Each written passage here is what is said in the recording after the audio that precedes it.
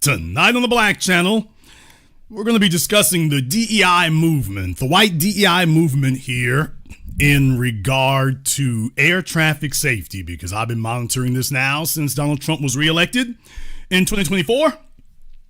And you'll notice that they've gotten real quiet. They've gotten real quiet, and they're going to remain quiet, but we are not going to let them off the hook. We will continue exposing them, running it in their faces, and letting the whole world know exactly what white supremacy is up to.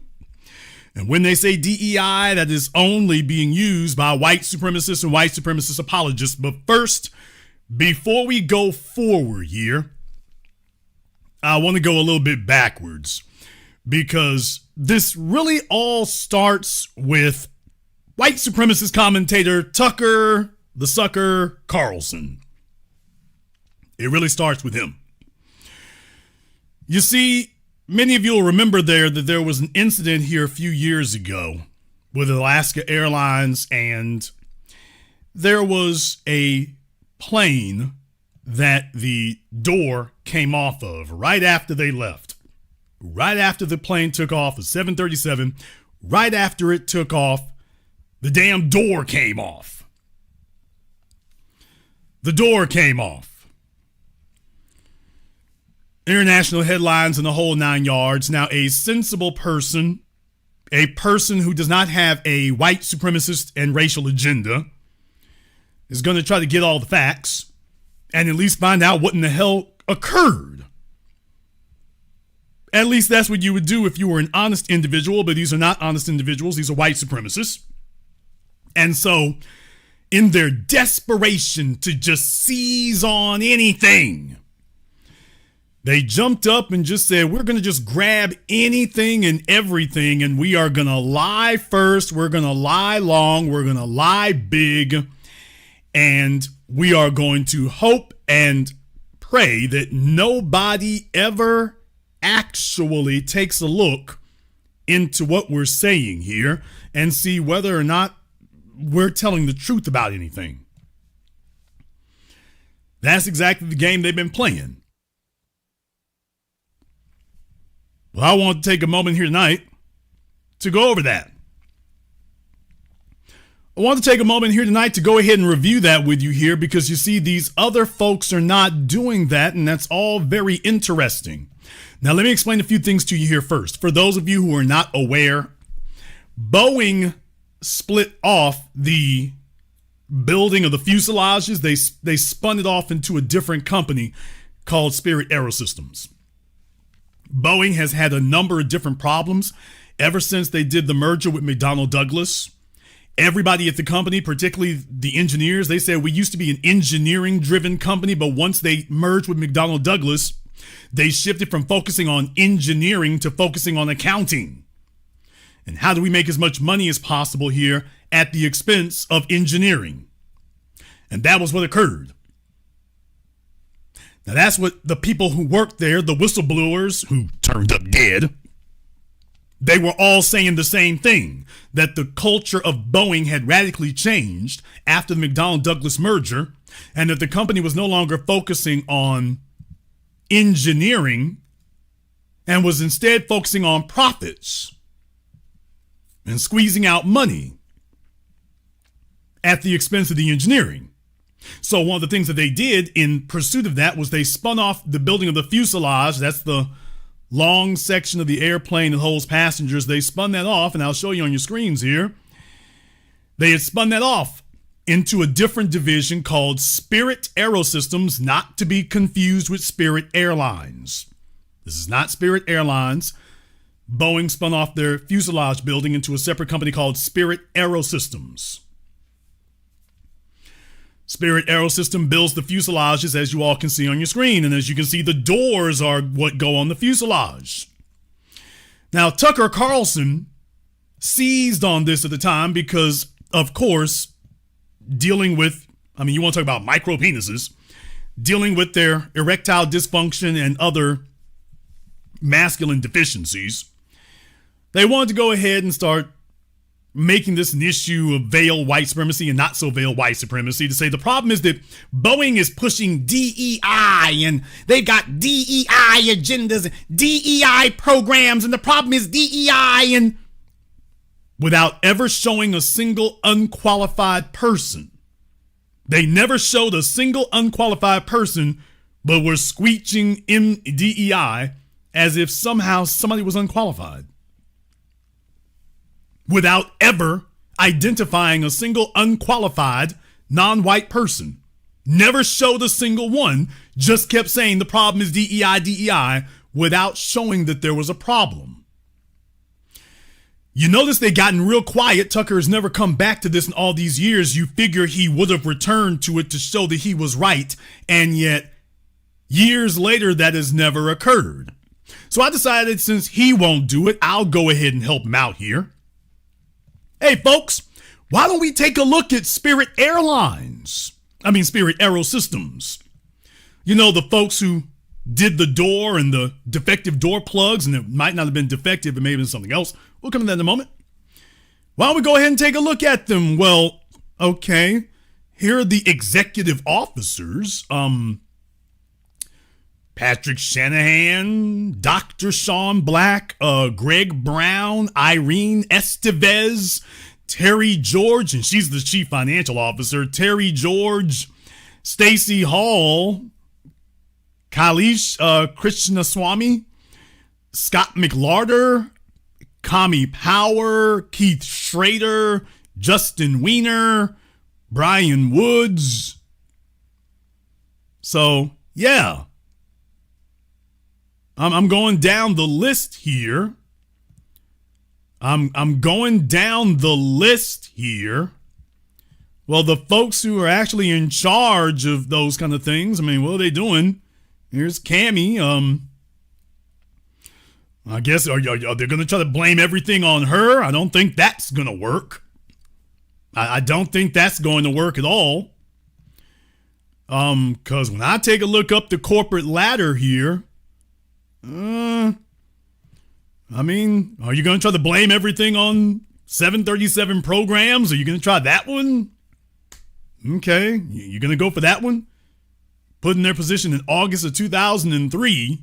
All right. She joined Spirit in September 2013 as treasurer. All right. You're going to try that one?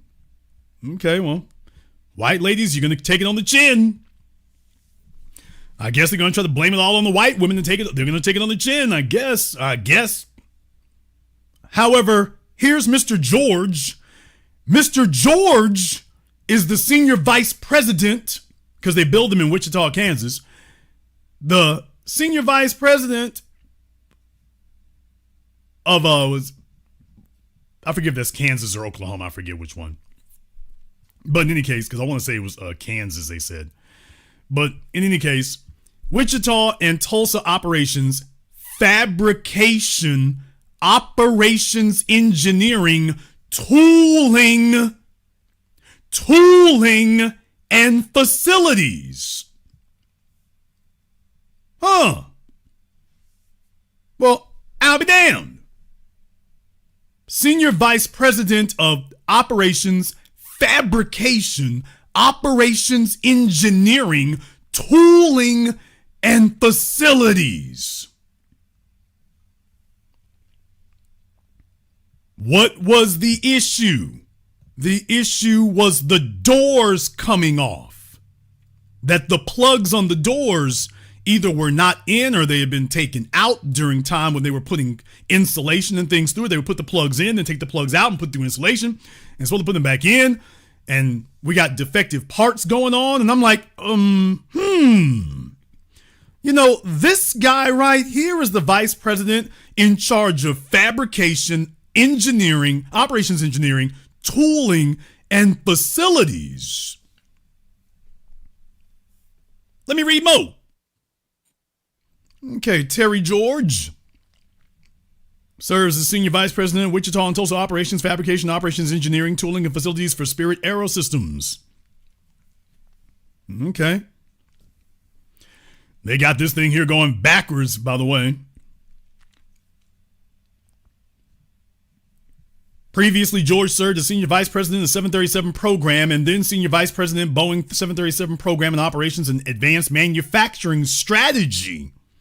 Prior to these roles, George served as Spirit's Vice President of New Product Development and Advanced Manufacturing Strategy from July 2018 to January 2019. In this role, he was responsible for the company's factory automation strategy and implementation and new aircraft development. Well, that sounds like what we're looking for.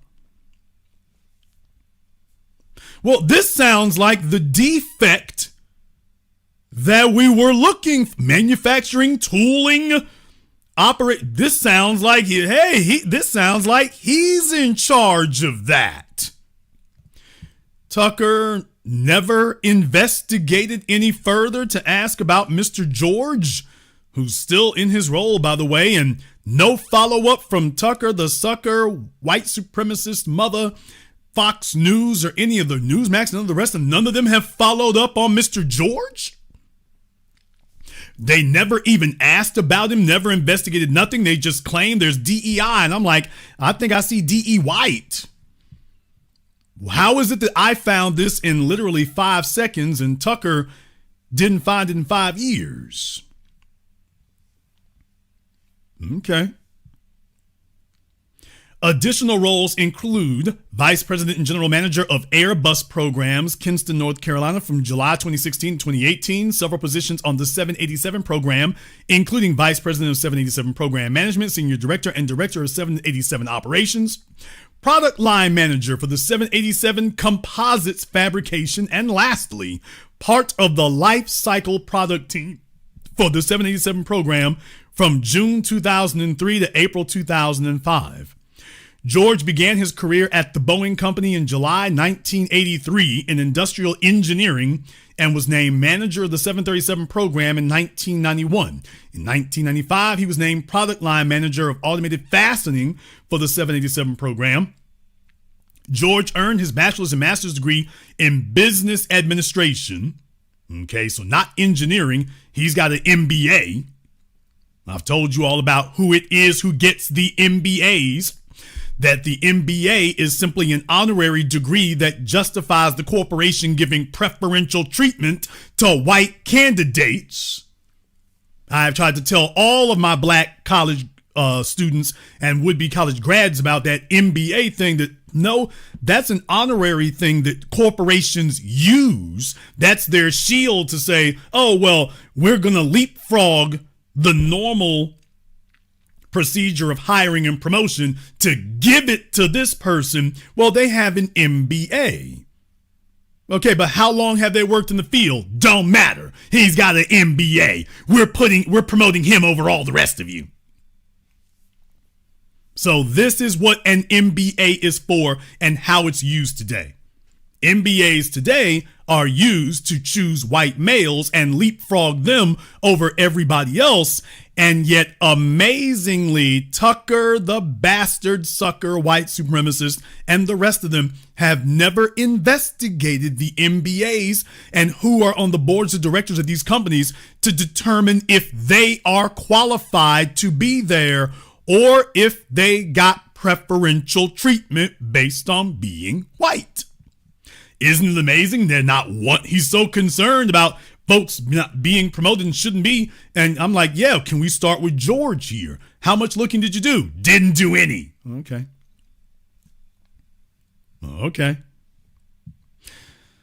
So wanted to warn you all about that. Miss Estevez is chief financial officer. I mean, okay, she's the chief accountant. No shade. Mr. Brown, Senior Vice President of Global Quality. The Senior Vice President of Global Quality. Alrighty then. When you read down through here, okay. Brown held numerous positions from 1994 to 2018 with Southwest Airlines, including his last assignment as Senior Director of Quality / FAA Liaison, and roles that covered AMT, quality control, maintenance control, and heavy maintenance. Key initiatives led by Brown included Single Operating Certificate Team, AirTran acquisition, Safety Management System implementation, extended twin engine operations, and new aircraft certifications. Yeah, things are looking hella safe around here, ain't it? With the doors flying off, and I'm looking for all the so-called black people, all the black people, the unqualified black folk who have been promoted, because I'm looking at everybody responsible, and I don't see any of them. This guy right here, okay.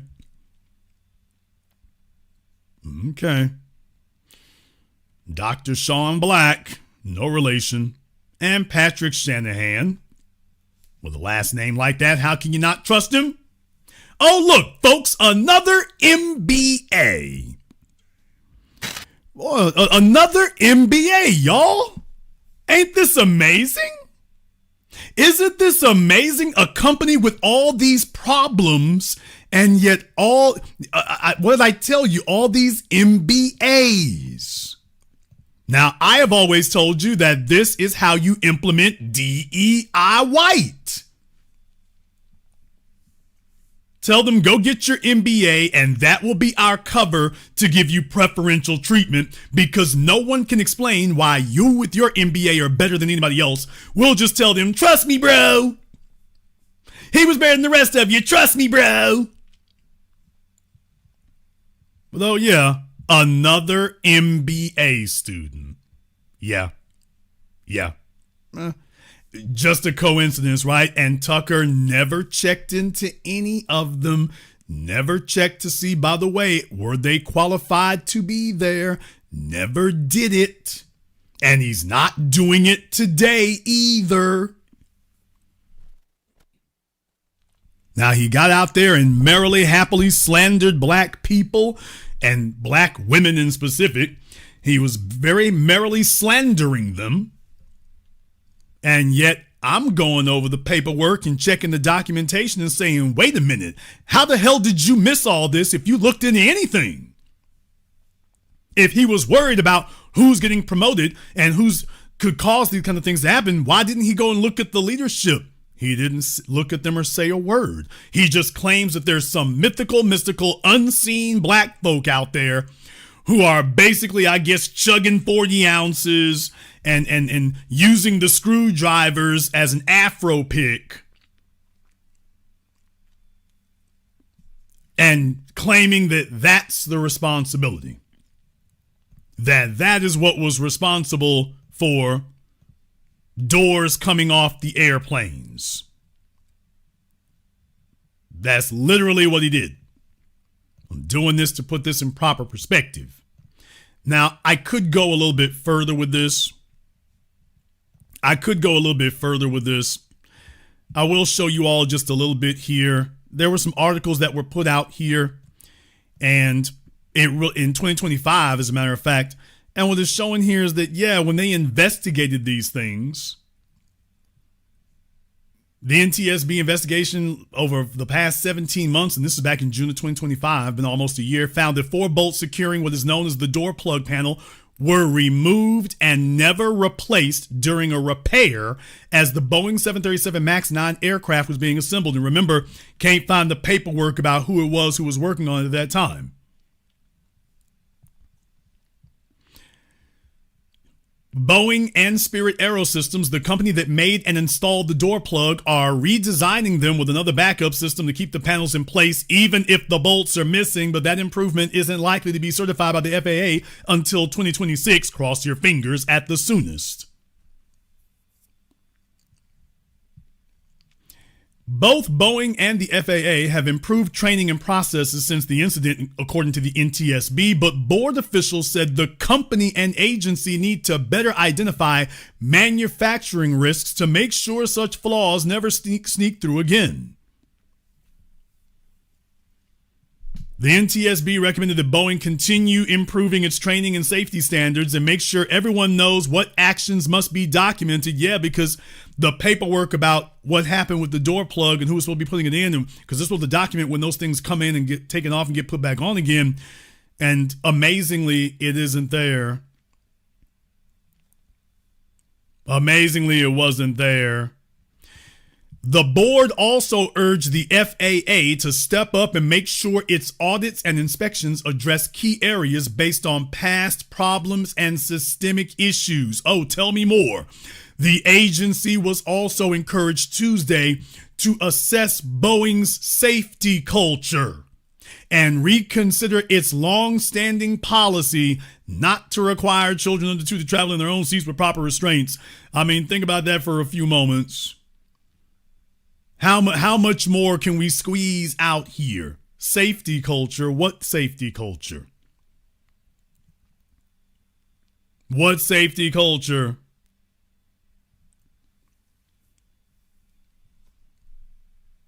You hear about there was a fire at yet another, there was an explosion at yet another Texas oil refinery. People, yeah, because companies like BP and Exxon that own these oil refineries, go take a look at the PBS Frontline documentary about BP oil. These things blow up all the damn time because these companies are like, man, just patch that damn thing together because we are not putting any more money into this thing. And if the government is not going to indict anybody criminally, then who gives a damn what happened? We getting our bonus. And that's what's occurring. The white supremacists and the DE white movement. That was the first instance right there. I wanted to bring you all up to speed there on Spirit Aero Systems and the Alaska Airlines flight that, by the way, after all these years, yeah, Tucker and them got real quiet because if you investigate this, all you find are white male faces. He's not coming back and doing a retrospective on that and naming names and identifying people because if you look into it, this is from the very beginning. This was all there then. Why was he lying? Because white supremacists are scum and liars. They have to be. Starting with, we're great. But don't expect him to come back and review this because when you look into it any further, all you find are white male faces, which is why he couldn't name anybody who wasn't. And who is demanding that he name names now? Oh, yeah, he's only going to talk to his friends who are not going to do that.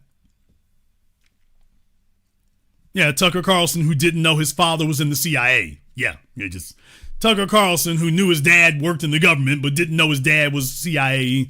He knew, but he didn't know, but he knew, but he didn't know, but he knew. Yeah, a lot. Would you call that a liar?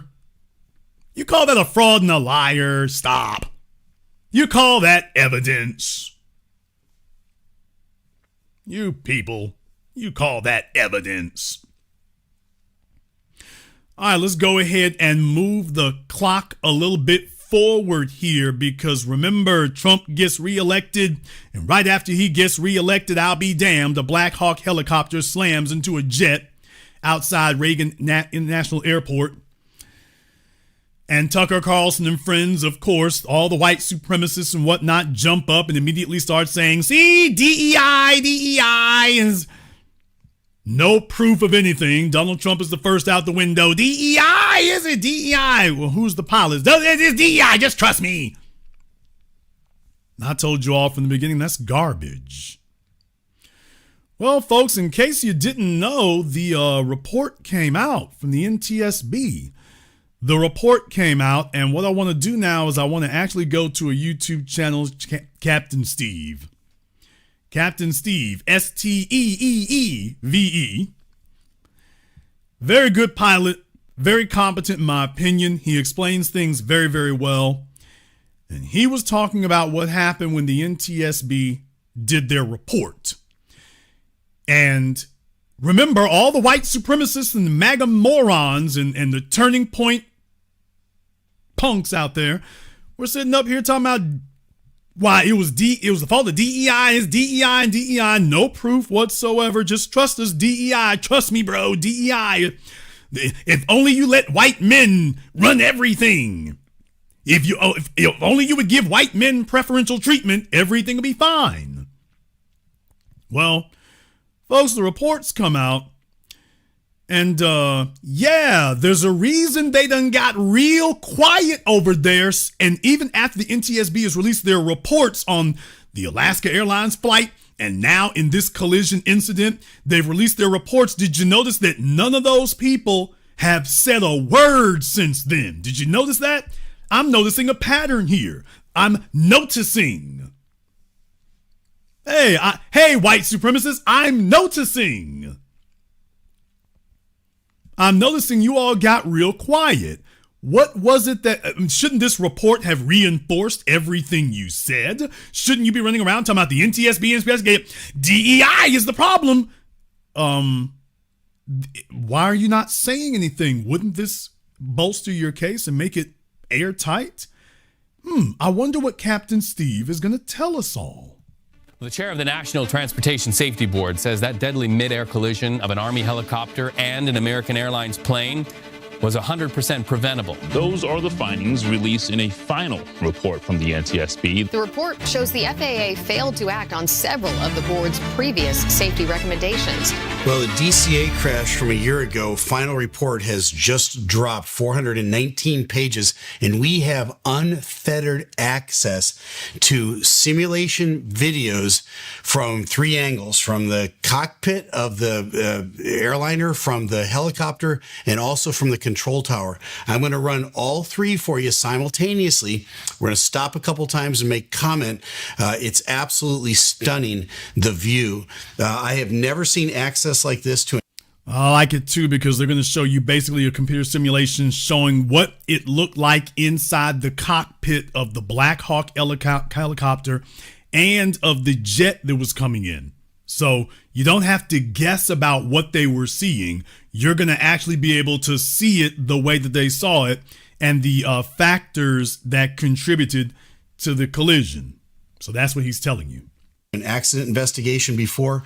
I have to say that Jennifer Hamady over there at NTSB is doing a fantastic weeks ago with these three simulator views so that we can see what was going on in the helicopter, we can see what was going on in the regional jet, and we can see what's going on from the perspective of the tower.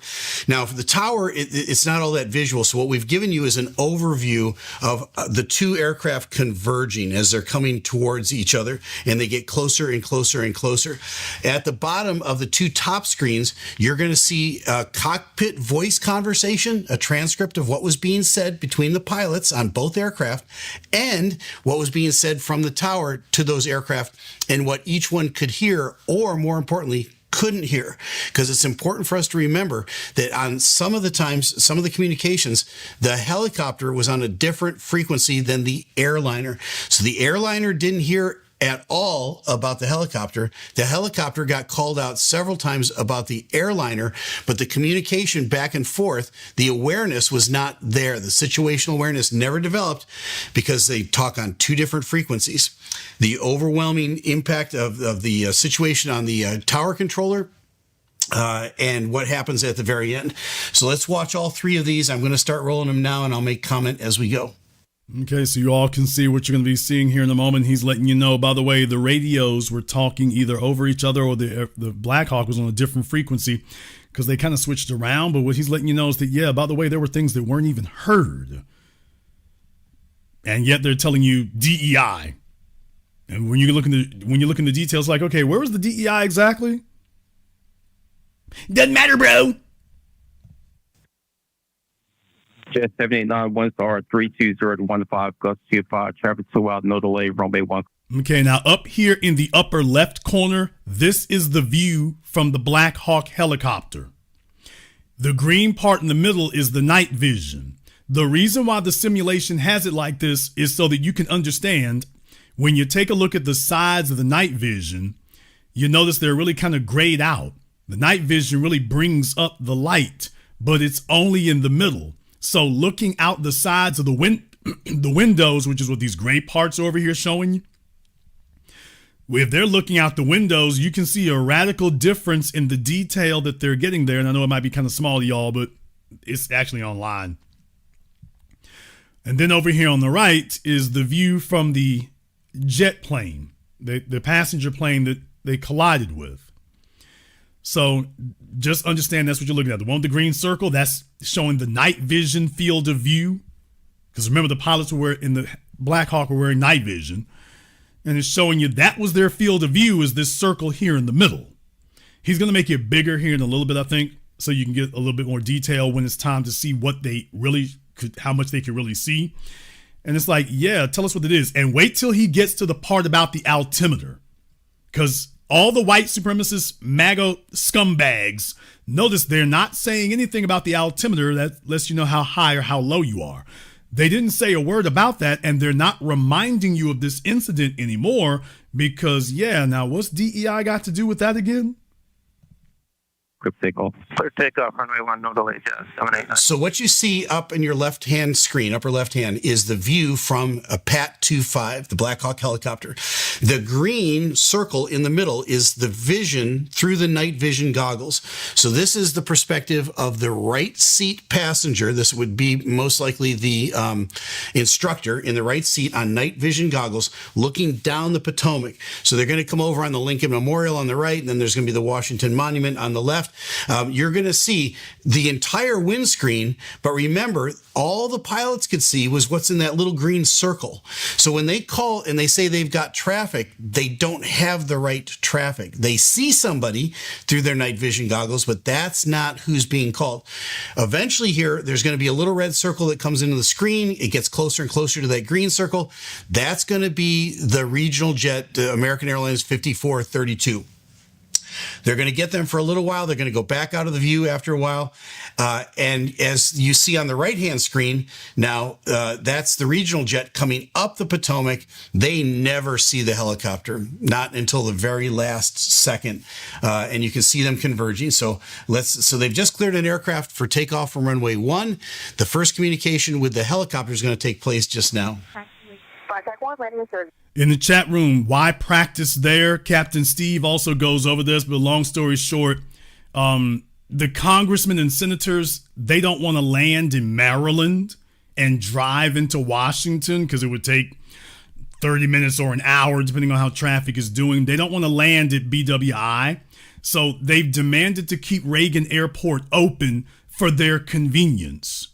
So the congressmen and senators have kept that thing open artificially because it's convenient for them to land at Reagan Airport to get to the Capitol building.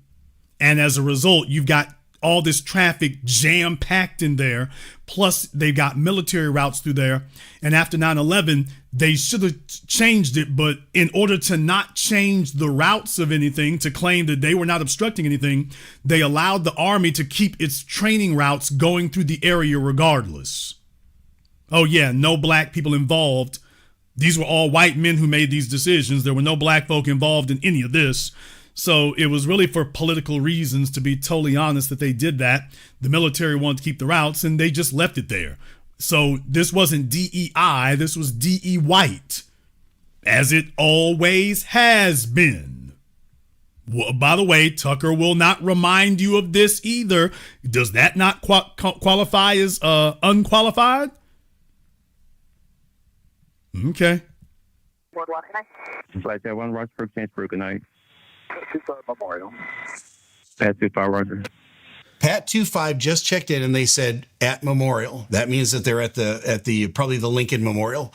And so they're communicating with the tower controller who's watching them on the scope as they're coming up this helicopter route 4. The helicopter route 4 is the one that everybody's been talking about, because at one point, with aircraft coming into runway 1 or runway 33 circle to land at DCA, there was only 75 foot of separation built into the arrival. That's not if anything goes wrong. That's just 75 feet on a normal day. That is completely inadequate. And we'll talk about all that because the report is very thorough on that. So let's keep watching. Okay, so what he's telling you is that for this route, the amount of clearance between the aircraft was 75 feet. That's not a special circumstance. That's their daily working airspace of separation. Now, for those of you who want to quantify that a little bit, folks, the average garden hose is 50 feet. You go stretch out the average garden hose. That's 50 feet. another 25 feet. Well, there's your 75 feet. Yes, 75 feet for aircraft. That means there is no margin for error. Everything's got to go perfect because you have no space to make any errors. You're moving too fast and you're all too close. So yeah, folk, a garden hose is 50 feet and you got another 75. And the thing is, when you add into the fact that there was a problem with this particular design of altimeter, eventually something was going to die. So once again, there's a reason that Tucker and the MAGA morons have not come back to review this, to go over all these facts, because then they'd have to explain to you, okay, and the DEI element here is, because once again, there would be nothing but white male faces. So they're blaming everyone else for themselves. Notice they didn't come back to this because, yeah, they don't want to talk about who was responsible for making these decisions. There won't be a black face in the room. Who's responsible for the altimeter? Not a black face in the room. A bunch of white male ones. They check in. They're at the memorial. Washington, American 3130 with you, runway 1. American 3130, Washington, 1 star 31014, goes to 5 from Big 1, clear to land. Traffic department. Americans coming up the Potomac to land on runway 1. Okay, clear to land runway 1, American 3130. You can see the cockpit communication back and forth. It's pretty standard. And you might want to stop the video at any point and listen or read what's being said back and forth in the cockpits. But oh, yeah, let me just break in here because you can read what it says up there. It's not like they're playing the audio of them. Once again, for all the white supremacist males who wanted to say, well, the problem was the female was being incompetent. Remember, her instructor was right there. At no time was he screaming, hey, we're too high. At no time was the instructor saying, what are you doing? We're too high. Hey, why did you suddenly go up? They didn't suddenly go up. They were already at that incorrect height. No one corrected it. Once again, if these guys come back and check, it'd be like, hey, at what point was there incompetence shown by the white female flying the Black Hawk? And that the white males were just helpless to do anything. At what point did her instructor wearing his night vision goggles identify a problem? He's the instructor. So at what point did the white male instructor identify a problem? When you review it, it's like, oh, at no point did he. Okay, then DEI or DE White? Which one is it? Because if you're going to claim that we need to investigate incompetence, okay, well, hey, not qualified. All right, well, can we start there? No. DEI is, no. An instructor. Why have you all gone silent since the report came out? You don't want to investigate anymore? Ain't that weird, y'all? It's completely standard. Yeah, 789 concept on parts. Good day. Have a good day. American 3130 is full upon. Oh, American 3130. Head to 5. Traffic just off the Wilson Bridge is here at 1,200 feet, start from runway 33. Listen. Okay. Here's the first of the call-outs of traffic. He says it's up by the Wilson Bridge. Pat 25 has the traffic, he says. So this is the helicopter keying up the mic and saying, we have the traffic in sight. Request visual separation. What does that mean? He, the helicopter pilot, is requesting that they maintain their own separation. That's something that the tower can grant. They can say, yep, if you got them, which you just told us, you can maintain your own separation. So now that doesn't mean that the tower controller stops watching. It just means that the helicopter has accepted responsibility for that separation. You don't even see the American 5432 on the screen yet. They haven't even shown up yet, but he just said he sees them and he's got visual separation. That's why I contended right from the beginning they had the wrong aircraft all along. They were looking at some other little dot. There's a little dot in that green screen out there that's way off in the distance. And if they think that that's 5432, they're mistaken. And they were mistaken the entire time. But they're granted that visual separation. That's call number 1. Here we go. American 1630 tower, runway 1, lot boy, traffic throughout, start from runway 33, dispatch on 6 off funnel. Runway 1, American 1630. All right, let me stop it right there. Upper left-hand screen. You see now it's circled in red. It says flight 5342. That's just the regional jet just now coming into their windscreen. Now, I'm going to break in here because I want you to notice, you can see that there. You see all these other dots in the air. You see all these other dots that are lights in the air for other aircraft. The one that they're going to collide with is way closer than these other dots, including the one in their night vision. And yet, when you look out the window there, it looks the same size as the others, when in fact, that's a whole plane that's a whole lot closer to them. Screen, you see now it's circled in red. It says flight 5342. That's just the regional jet just now coming into their windscreen. It's still not inside that green circle. So remember, all they can see is what's inside that green circle. They've got complete tunnel vision now because they're wearing those night vision goggles. That's one of the things that's talked about in the report. Why in the world would you conduct training inside of Class B airspace where all these commercial jets are coming in and landing? It's very congested, and all they can see is this much.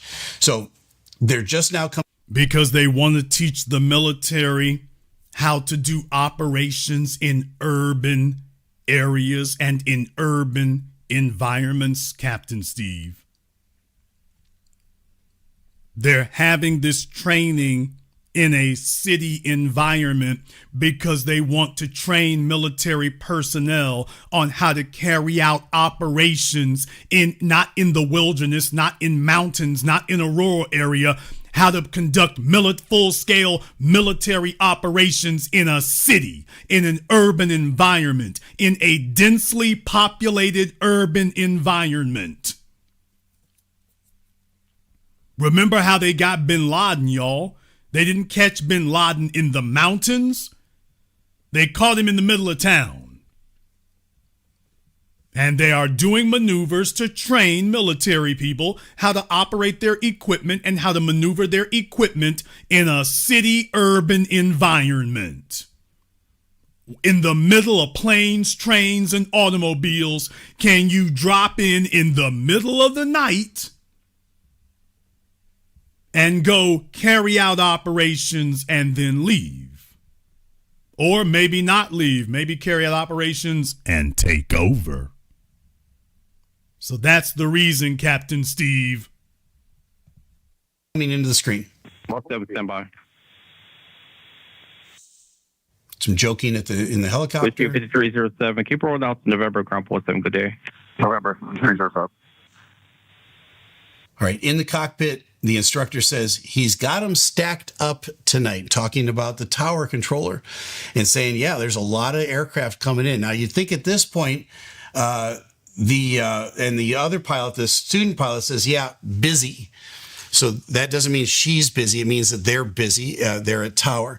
Okay, so at no point do you see them. It's not joking as if they're goofing off. Let's not be silly. What they're saying is they're making light of, yeah, it's real busy out here. Okay, yeah, it is busy. What they were not distracted. They were not unaware. They're in a very congested area, and they're using night vision. And they do not see what they think they see. They're looking at something in the distance, which is already in their night vision. The plane they're supposed to be looking out for is coming at their side, outside the field of view of their night vision. At no point is the instructor screaming, "We're too high." That's the point I want to remind you all. At no point is the instructor screaming, "We're too high." Remember, the white supremacist MAGA maggots were saying that, oh, she committed suicide and she took the plane up an additional 50 feet and collided with the jet. She was a transsexual who took the plane up 50 feet at the last second to collide with the jet because she was suicidal because she was in conflict about her sexuality. All of these completely false things that they lied and made up. And don't worry, they're going to be even worse tonight because I got something to show you all a whole lot more recent. I'm reminding you all that that's what they said then when this incident occurred. You all remember I did a whole program about this. They said she committed suicide. She took the plane up 50 feet. Okay, at what point are you hearing that the plane went up an additional 50 feet? At what point did that happen? It never occurred. But they said it and said it. Now the report's out that would prove them right if they were telling the truth. And now they've all gone completely silent. Won't say a word about what the report actually said. Now that we have the cockpit data and recordings and everything else, at no point do they come back and saying, see, we told you what she did. She crashed into the jet. She was unqualified. Because this would give them all their documentation that it was wrong with her instructors sitting right there. Yeah, there's a reason they don't want to come back and review this now. And so you'd think at this point, maybe the instructor would say, hey, you know what? Let's get off the night vision goggles. Let's keep our heads on a swivel. There's lots of aircraft out here. Let's suspend training until we get out of the area. That's a call that he could have made. He did not. Oh, Captain Steve, that's interesting.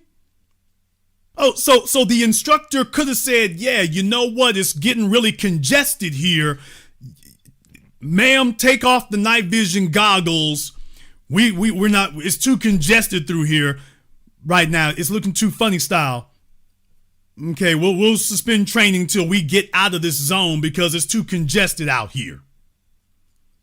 Thank you, Captain Steve. Because all of the white supremacist MAGA scumbags talking about DEI, well, they're refusing to come back and review this video and highlight these points here. They've all just gotten quiet. So it's hard for us to get this information because they've all gotten quiet now. They won't come back and say any of this. If you didn't know better, you would swear they're a bunch of white supremacist racist scum.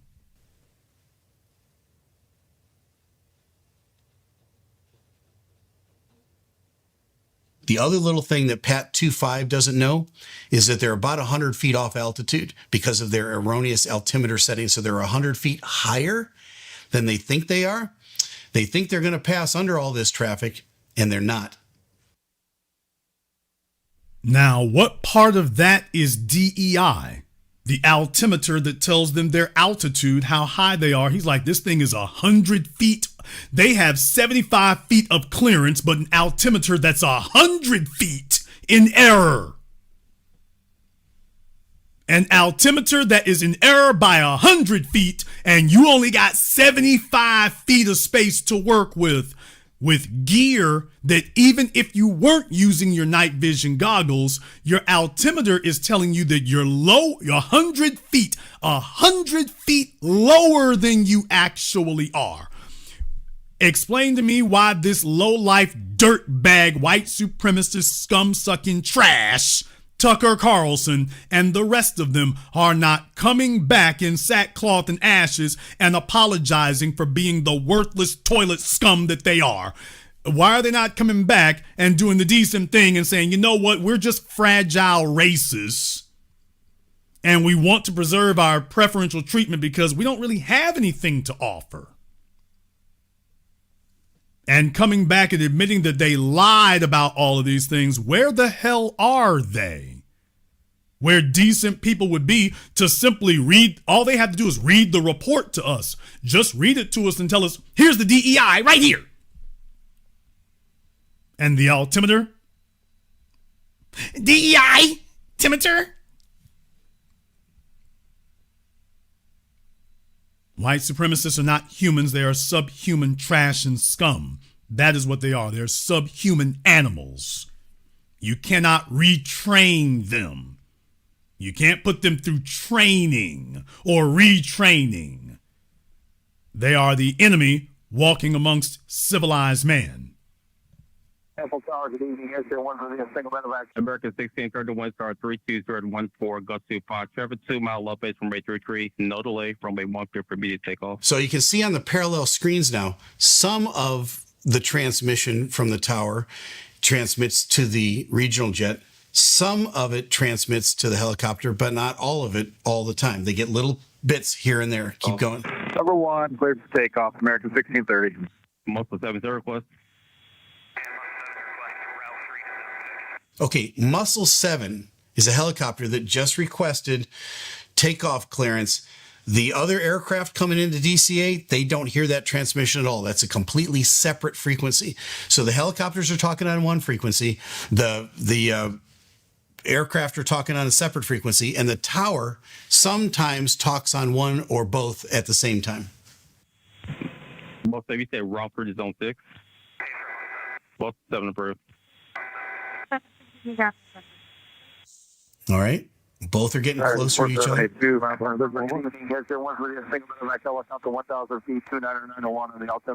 Requesting zone 6 for Fairfax. Medevac Air Carrier 1 Washington Tower, Nest Altimeter 290. Approved for Washington class, Robert Class 4 Land Interior Fairfax.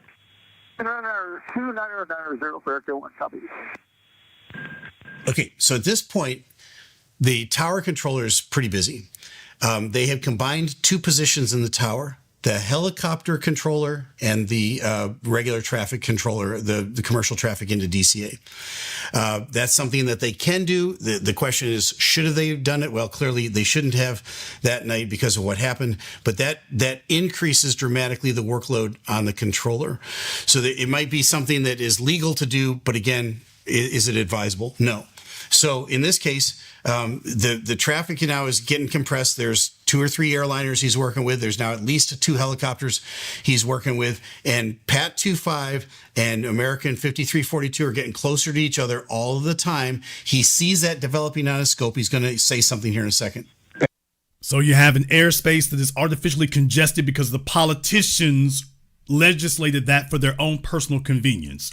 You have an airspace that is not simply open to commercial airspace, but has also been compacted with military aircraft coming through the exact same space. They have given an outrageously low amount of space in between the aircraft, 75 feet under normal working conditions. You have a military training aircraft that is at night doing maneuvers with night vision on.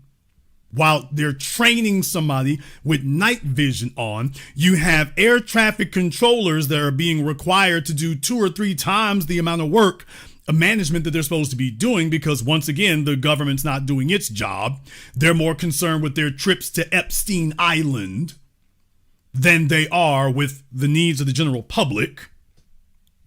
So you have an air traffic controller who is swamped with aircraft. They're supposed to have twice the number of people in that tower and got one guy doing the work of 3 different people in a situation that's overly congested and cram-packed so that there's no margin for error. Level after level after level of failure. And at no point has anyone step forward to say, yeah, but you see, if it wasn't for DEI, this still wouldn't have happened. I mean, yeah, that was all bad, but the DEI was the death knell. It was still manageable until the DEI showed up. Notice none of them have come back to clarify that about what role DEI had to play in here. Pat 25, the CRJ in sight. Pat 25, do you have the CRJ in sight? That's twice now. Now, remember the first time he called him and asked him about it? He said, yep, I got it in sight. Visual separation approved. So he gave him the visual separation, but he's not sure that he sees him. So again, at some point here, this overwhelmed controller has to take control of the situation and say to himself, he doesn't have him. He doesn't have him. And again, there are all sorts of things in this report that would have helped that controller that night, that would have helped the helicopter, that would have helped the regional jet. All of those, none of those things were in place. Some of those things were, but they were ignored. And here we go. So the second call now, and here's what Pat 25 says. Pat 25, pass on this CRJ. Okay, so he says, pass behind him. All right. And he says one more time, Pat 25 says, requesting visual separation. He says, visual separation approved. So he gives it to him another time as he sees the two of them converging, and they're virtually at the same altitude. This is the point where the controller's got to go. He doesn't see him, even if he says he's got it. Because as we're looking in that upper left-hand screen through that green circle, he doesn't have him. You don't see the other little red circle, which is the CRJ. The CRJ now has, let's say this is runway. Did you all notice that previously when he showed the view of it there? Did you notice that the circle was over here on the right side of the screen before? Now it's over here on the left. So it has completely crossed their field of view in front of their night vision to the opposite side. All you see is this white dot here. You still see that one. So the one they were supposed to be watching has crossed over in front of the instructor. It has crossed the field of view in front of the Black Hawk in front of the instructor, all the way from the right-hand side of the windscreen to the left-hand side of the windscreen. And he's still looking at the dot in front of him saying, yeah, I see the CRJ. And that's not the one they're looking for.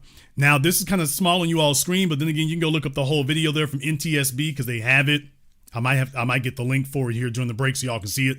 But you can actually see the light in the simulation. You can see the light beaming from the front of the airplane there. So it's got that cone of light, which indicates that this thing is a lot closer and is coming toward you. So with that being the case, yeah, I wanted to let y'all know. You remember that circle was over here on the right side before. Now it's over here on the left, which means the Black Hawk has changed its trajectory. The plane they're supposed to be looking for basically crossed all the way in front of them, and they still didn't notice. And the issue is DE what exactly? At no point have these scumbags come back to clarify, okay, well, here's what DEI had to do, why the instructor didn't see this. Well, the instructor's the white guy, so tell me, DEI was a problem from him because the jet pilots are white? Because what exactly is it? Okay. Now has it, let's say this is runway 1 at DCA. Runway 33 goes like this. So the CRJ now being cleared to circle to land on 33 has taken that normal approach straight on into 1, and he's cut out here like this to line up on 33. The view that you see from the helicopter is this way. So the regional jet now is outside that green circle view and is about to come in as this helicopter is coming this way. So this guy's circling to land. This helicopter is coming to the Potomac. He's 100 feet high, and they're gonna collide here in a minute. This is the second call. The controller should have said something, but he didn't. They're getting closer, and I'll freeze it at the moment. Look at Pat 25 in that upper right-hand screen. They don't see the regional jet at all. And right here, right at that moment, is where Pat 25 now is crossing the final approach for runway 33, 100 feet higher than they should be. And that's the first view that the regional jet gets, that there's a helicopter in front of them or anywhere near them. And remember, they weren't told at all. They weren't called helicopter traffic, look out for helicopter traffic, keep your head on a swivel, nothing like that. They have no clue that this helicopter is coming. That's a systemic problem with how we do business around these major airports, why we aren't talking on the same frequency with helicopters and commercial jets. I have no idea, right? Why would we go down from 2 controllers, a helicopter and a commercial traffic controller, just down to 1? At night, I don't know. It's mind-boggling. But at this point, they collide. That's the last information we get from the helicopter, the last we get from the regional jet. And it's such a tragedy. Now, let's take a look at the report, because the report it's 419 pages. We're not going to. Okay, I'm not going to have you sit through the rest of this part here. I want Captain Steve to go ahead and narrate that for you so you can see the simulation that shows you how things looked to the helicopter pilots and to the jet pilots. And you're asking all over again, okay, we're still looking for the DEI part of it. I see nothing but white folk here, and particularly white males in charge. And at what point were the white males ignored by the less qualified people? Because the white guys were the ones making all the decisions, including the decisions to not abort and to keep going. So it's like, okay, the DEI is where exactly? How the hell is it that we're asking, okay, you all claim there was DEI. We waiting to hear it. Oh, wait a minute. They hung up on us. Now they've hung up on us and they won't come back and explain where the DEI was. So they were yelling it before, but they're not coming back to substantiate any of it. Now the report is out. You figured they would be saying, see, yet another a DEI tragedy. How many more will occur? Well, that's what they would be saying if that were the case. Same thing for the Alaska Airlines. If that were the case, Tucker, the white supremacist trash bag, would be back here explaining what that is. None of them are saying anything now. They've all gotten quiet. Because it's not DEI, it's DE white. There were nothing but white men in the room. And none of us made it a racial issue whatsoever. Do you realize what kind of lowlife you have to be to do that? But then again, they've always been lowlives. And that brings me to the newest incident. New York, LaGuardia International Airport, a Air Canada jet collides with an ambulance on the runway. It collides with an ambulance on the runway. I want to go over this, and there have been a number of stories that have been put out, but I posted this particular article on Twitter. I posted this particular one because this was what I really wanted to.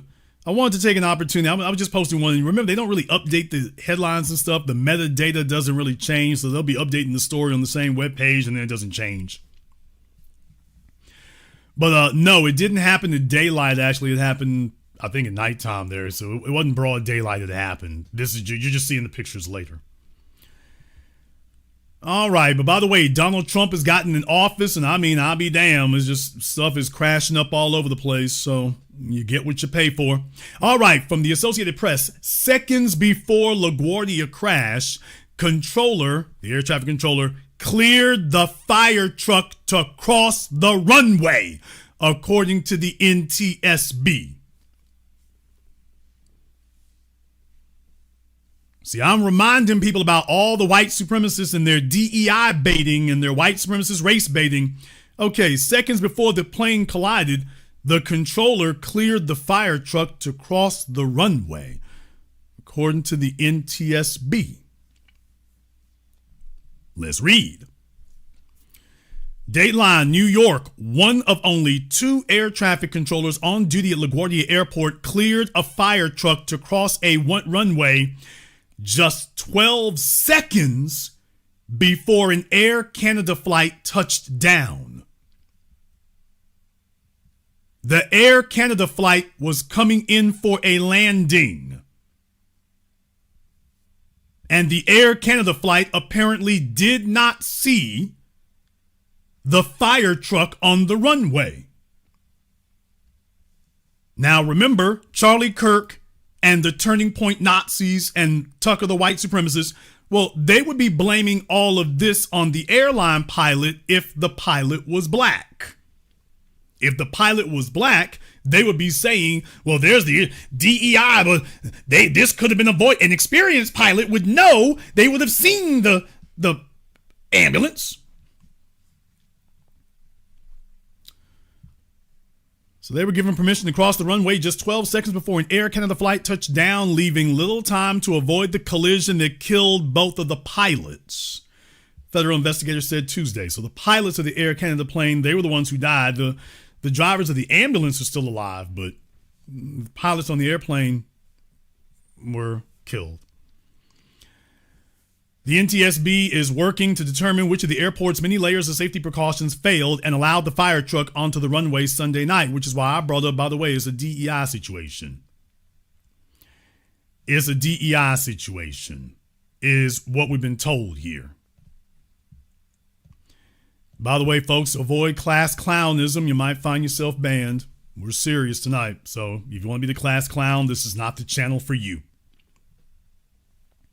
Among the areas being explored are waiting for DEI, y'all. Waiting for DEI. Remember, this is the Trump administration now. Sean Duffy, Donald Trump, this is the Trump administration. Okay, among the areas being explored are whether the common practice of 2 controllers on duty overnight is enough, why a runway warning system didn't alert the possibility of a crash, who was coordinating air and ground traffic, and whether the fire truck heard the controller's last second pleas to stop.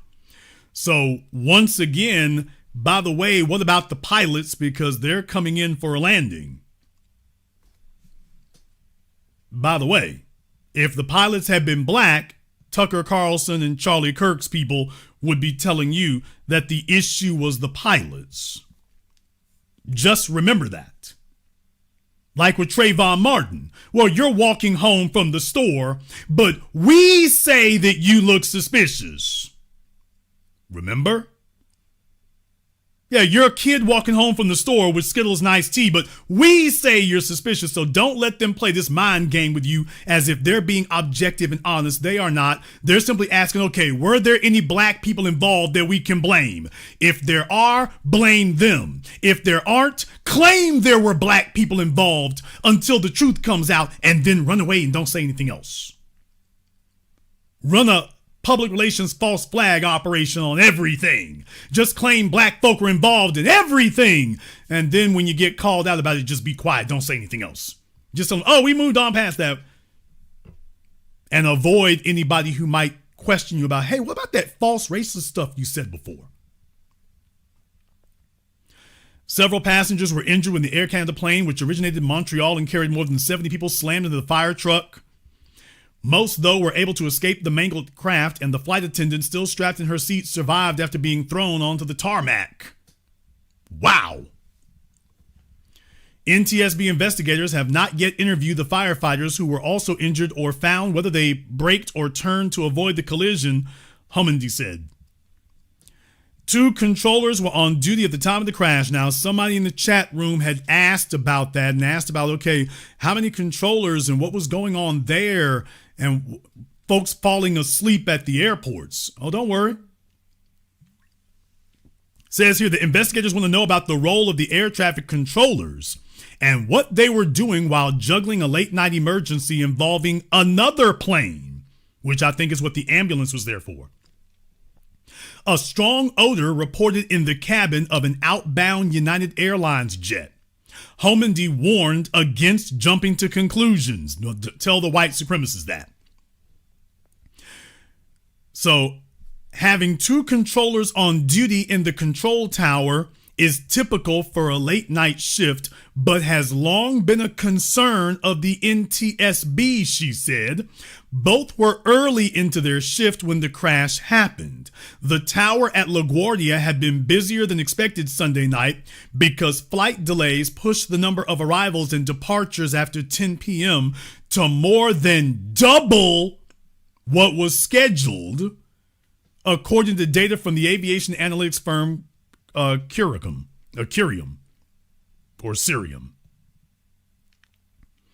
By the way, this is a picture here.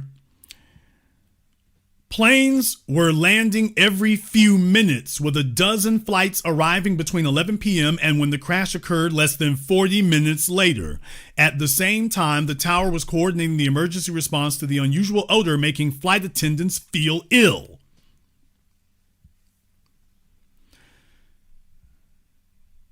Jeff Gazzetti, an aviation safety expert who used to investigate crashes for both the NTSB and Federal Aviation Administration, said the crash may lead to questions about whether having 2 controllers on the overnight shift is enough at major airports.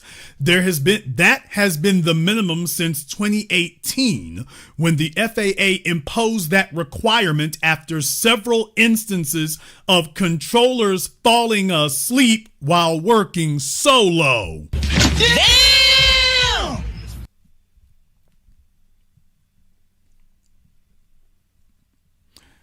Y'all notice the white supremacists have gotten real quiet about the race of the folks working in these air traffic controller towers. You have noticed that, haven't you? By the way, did anybody notice they got real quiet? They're not saying anything anymore about who's piloting the planes, who's piloting the Black Hawks.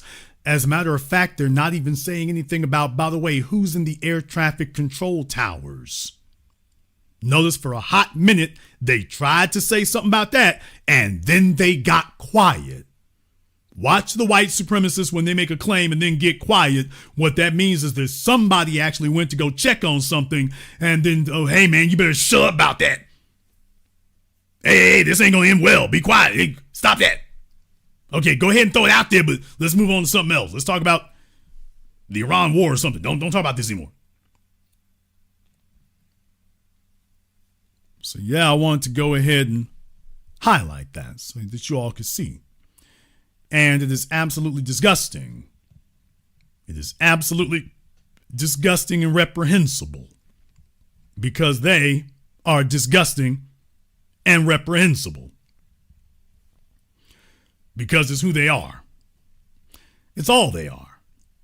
It's all they can be. And that brings me to tonight's program to let you know that if you're telling yourself that these people are just unaware, or maybe they're racist, but they're not really just outright lying about everything, that they're coming in premeditated to lie on everything, that this is about waging a social propaganda race war, and that they're going to lie and claim that black people were involved no matter what. And they're going to claim DEI no matter what. They're going to say that first. And then if they get proven wrong, they're not going to stop. They're going to just keep going. I would like to take you to what I posted, because this was what I had posted. I posted here on that story that you all just heard. I said, hey, that airplane that hit the ambulance at LaGuardia Airport. Remember, they had 12 seconds, folks. 12 seconds. 12 seconds. Where are all the MAGA Charlie Kirk bigots so worried about DEI and unqualified people piloting aircraft? Where's Tucker Carlson or Trump? Where'd they all go? Because you see, they were talking first and thinking never when the Black Hawk hit the jet in D.C. So, by the way, where are those folks today to tell us, okay, we need to question the pilots? Boy, the white supremacists came unglued. How'd they find my little Twitter page? They came unglued. Hey, idiot! Why don't you get the facts straight before trying to turn this into something it's not? Plane, finite path approved by tower and low maneuverability on the ground. Okay, that wasn't the excuse they were giving when the Black Hawk hit the jet in D.C. They didn't say that the Black Hawk is more maneuverable. They said the woman was allegedly a transgender, which is a complete lie. A transgender who took the Black Hawk up an additional 50 feet on a kamikaze mission to slam into the jet. That's what they said then. So the more maneuverable Black Hawk, this wasn't the explanation then.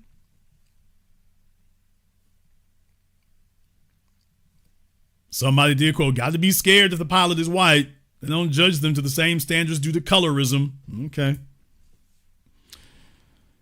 Are you black first or are you God first? Are you righteous for black people? Okay. God did create more than one ethnicity. The white supremacists are not an ethnicity. This is hilarious. The issue was the fire truck, and you're claiming that we should be worried about DEI and unqualified people piloting the aircraft. We don't even have to call you people retards anymore. You literally do the legwork for us. Okay. I will let the profile picture speak for itself. Yeah. Okay. By the way, what did he say here? Replying, then immediately blocking makes you a retard. Okay. Well, why not just go ahead and immediately block? How about that? Damn! Okay. Well, I'm not going to respond to you at all. I'm going to use you for content, and then I'm going to block you. You do know the fire truck driver wasn't listening when told to stop, right? Actually, you don't know that. Actually, Just like with the Black Hawk, actually you don't know that. You're just doing I'm white and I say so. So actually you don't know. By the way, the aircraft could have moved. Headline at this hour, we have just... By the way, when you see the aircraft was on the ground rolling, go ahead and move that forward there, sir. The aircraft was on the ground rolling. Why didn't they? If they were black, they'd be telling you, oh, why didn't they move out the way? You could have done that. As you all can see there, the aircraft is rolling on the ground. It's rolling. You all can see that there. The aircraft is already on the ground and rolling. How did the aircraft pilots not see the ambulance? The aircraft had already touched down. How did the aircraft pilots not see the ambulance? That's what they would be saying if the pilots were black. If the pilots were black, they would, the pilots aren't black because they would have said, well, hey, wait a minute. That ambulance was on its way. Why did they hit the ambulance?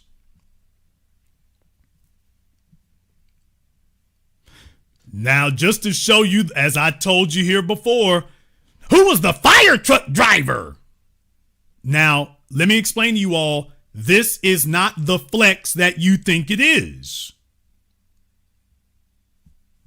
So are these guys going to jump up and say that the fire truck drivers were not white?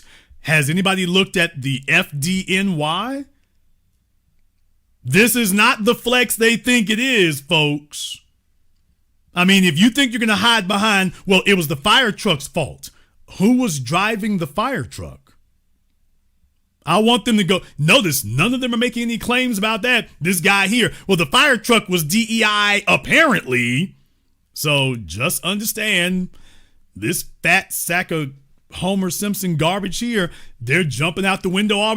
Well, it can't blame it on the plane, the fire truck. Okay, now, if it turns out to be two white men driving the fire truck, we're going to talk about how unqualified they are, right? Hey, folks, if it turns out there's two white men driving the fire truck, do we then discuss how unqualified they are? So what they're telling you is that find a black person anywhere. If there was a black person picking up garbage by the runway, blame it on him. You do understand that's what they're going to do, right? If there's a black person anywhere at LaGuardia Airport, they're going to, if there was a black person coming through security, they're going to blame it on him. Notice they've gotten real quiet. This one right here was a good one. Now, I did tonight's program to show you all this. This one right here. Now, this guy is responding to me and said 2 women were flying the jet from Canada. And we know Canada loves DEI. So, folks, he's telling you, he responded to this here with all the information already out. The crash had already happened days before. He's responded there to, he's going to own the Negroes over here. He's going to own us. Why, it was 2 women flying the Air Canada plane. That was what happened. 2 women were flying it.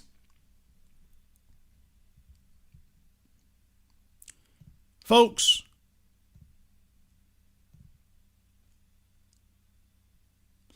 yeah, they identified the pilots of the plane already. It was 2 men. You can look on your screens that they identified the pilots of the plane already. They had already done that. Long before I posted my post on Twitter, they had already been identified. They'd already been identified, and yet this guy came on my post and said that. Now, I want to show you something here because I want to show you the low-life criminal degree to which the white supremacists are waging their race war through DEI propaganda, it's not about the truth or the facts. It is about lying.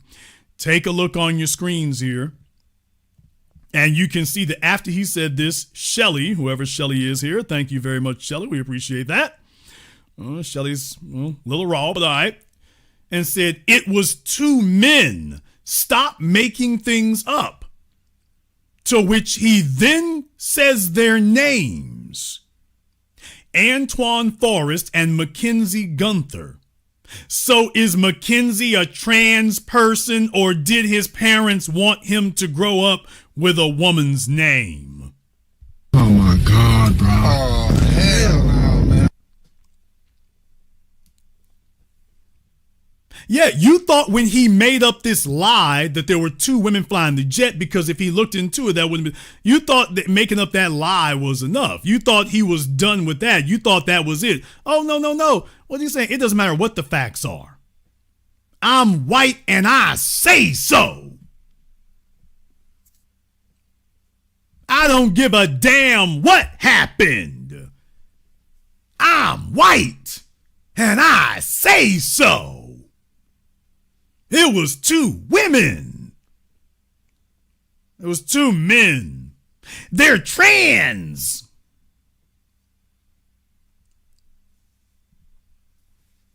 People, this is real life. I didn't delete the posts. They've been up there for days now. Days.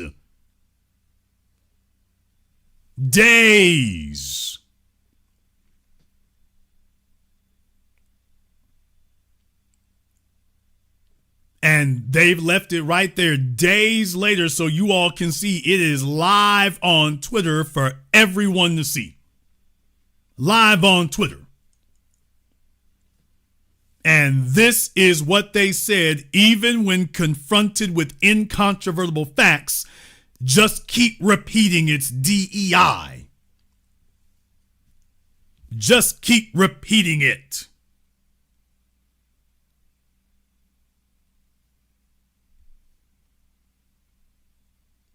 Did you get that?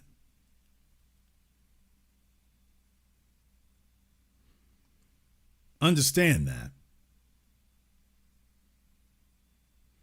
This isn't about what happened. This is about a white supremacist agenda. And DEI is simply a code for, be on code for the white supremacist race war.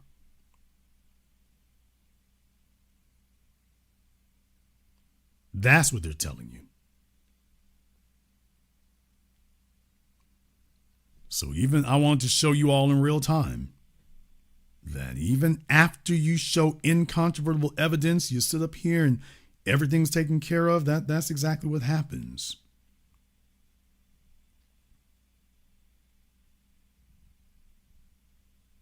Now, why is that?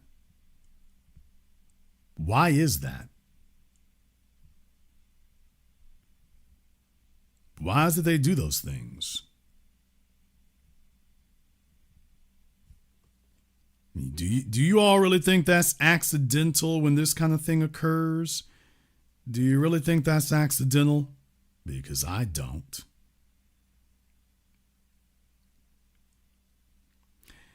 How is it that they have access to the exact same thing the rest of us are seeing there, and yet this occurs? How can that be? I want to show you how what the game is that they are playing when you talk about time-wasting tactics. You see, they understand that when stories first break,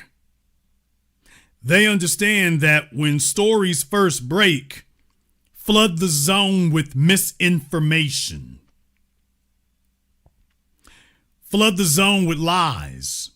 Flood the zone with misinformation. You want to talk about AI slop? You want to talk about AI slop?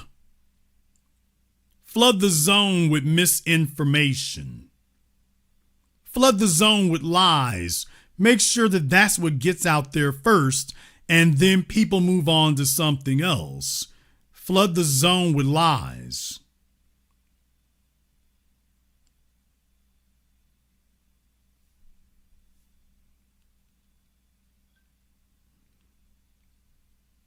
This is how they've gotten by all this time. They've gotten by all this time by saying these kinds of things. And they did that because up until now, they were allowed to get away with it. That's the issue. Up until now, they were able to get away with it. They're not used to a situation where that doesn't occur anymore.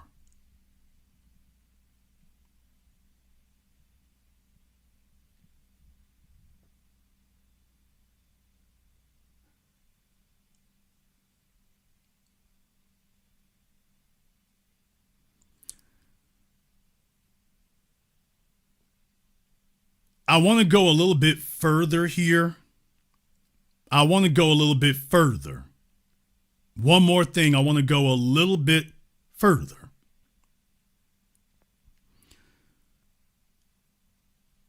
Because if you look into the story a little bit more there, I want to go into this just a little bit more. I'm going to do this live. Bill O'Reilly potty mouth. I'll do it live. We'll do it live because that's of course, a mentally and emotionally stable individual. That's the way that they would respond to things like this, of course, is you would do it and say it like that, of course. It's just natural. That's the way that would be. Naturally, that's the way that would be. No, there's something else I want to show you all here. I want to do this live on the air so that everyone here can see exactly how that occurred. So I want to do it live. We're going to go ahead and do it live.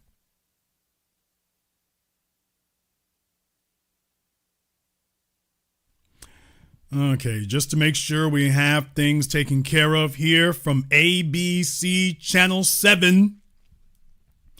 Hey, folks from ABC Channel 7.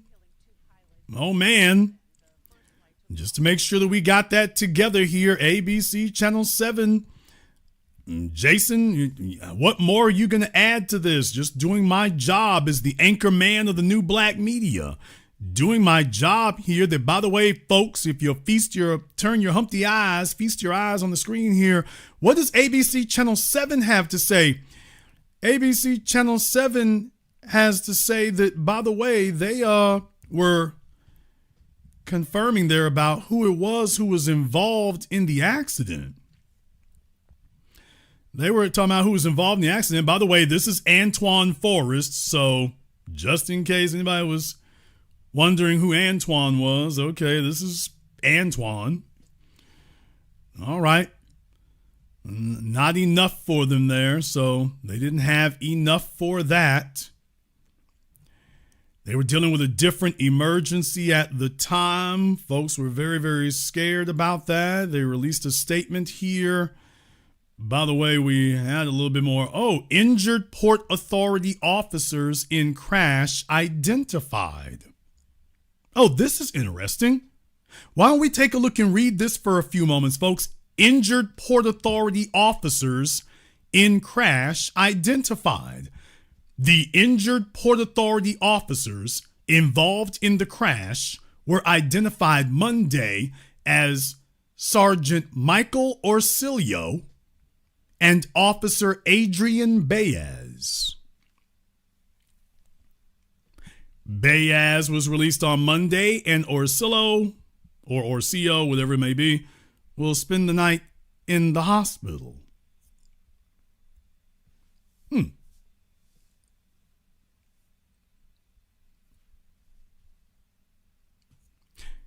Remember, I told y'all that this is not going to be the slam dunk that they tell themselves it's going to be. Who was driving the fire truck? I don't think you want to. First of all, it wasn't a fire truck. I don't think you want to know what was going on. I don't think you want to know that. This is not the flex you tell yourself it was. This is not the flex you tell yourself that it was. No, it's not a fire truck. Remember, it's the DEI mobile. Remember? Damn!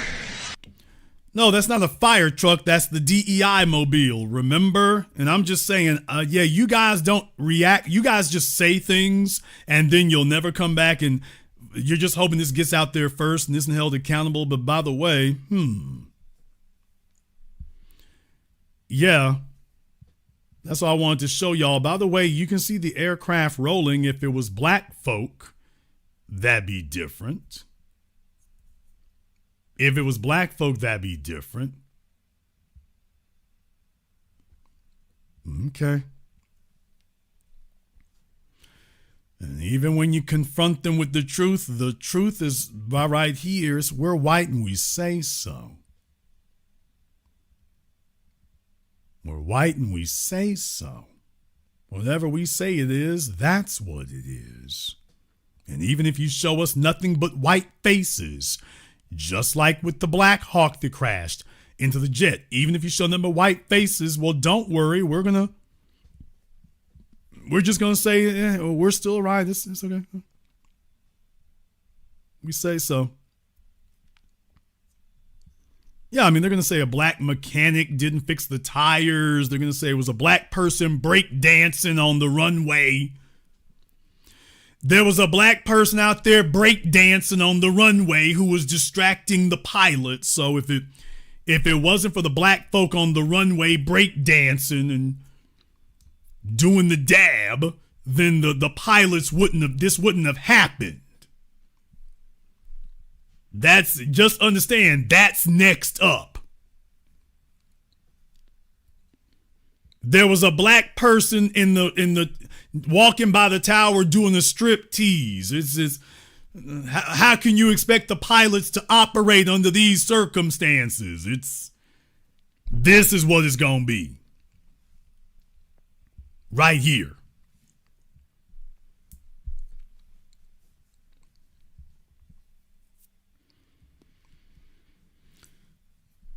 So I want to let you know that they are devoid of humanity. They are devoid of scruples. And I'm doing my job coming back and doing a retrospective on this to remind you of the things that these people said years ago, and that if what they said were true or accurate, we should be able to follow up with them and see that everything is maintained its integrity.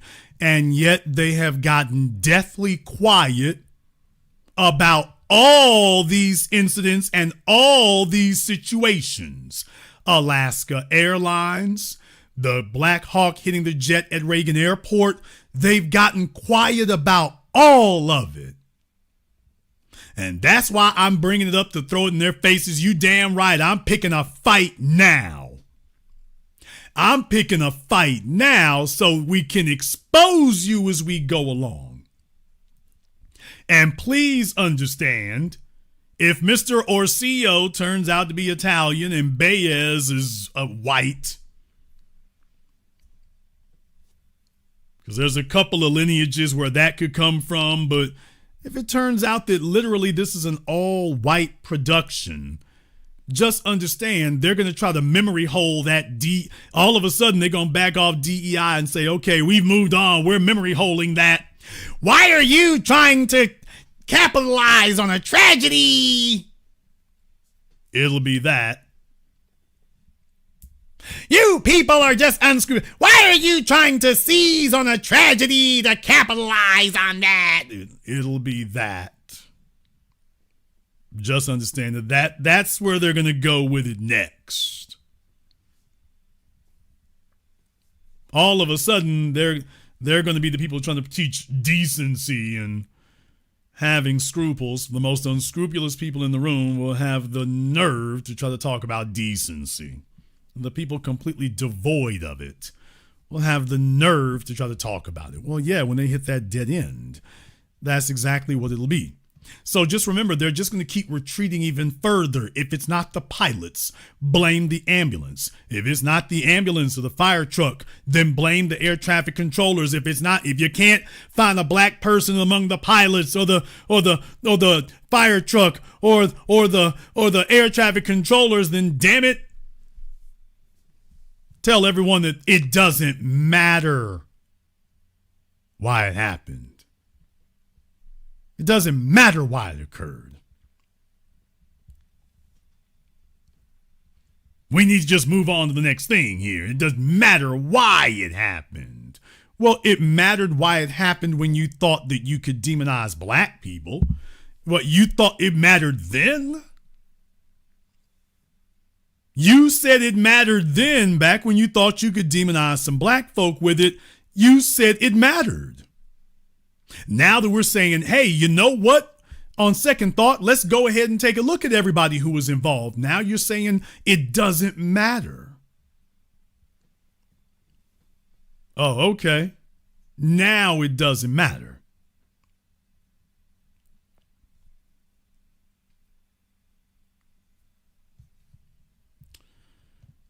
However, you might disagree.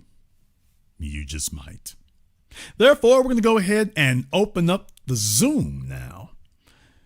We're going to go ahead and pop the Zoom up here on the screen for you all. At least I'm going to attempt to do so. We'll see if that works. All right. We got the Zoom pinned there in the chat room there. So you are more than welcome to give us a call on this. I'm speaking on this tonight. As a matter of fact, I'm going to go see if I can find that link to the NTSB simulation of that crash. So for any of you who want to see it full screen and whatnot on your own, you'll have an opportunity to go ahead and do that. You'll have an opportunity to go ahead and do that and see it for yourselves, so you can see exactly what occurred there and see if you can find the DEI in the equation, because all the DEI race peddlers have gotten real quiet. And now they're just resorting to outright lying. They were two women. Oh, there are no women on there. They were trans. Well, the fire truck. Who was driving the fire truck? Next up, who put water in the fire truck? Nigga, what?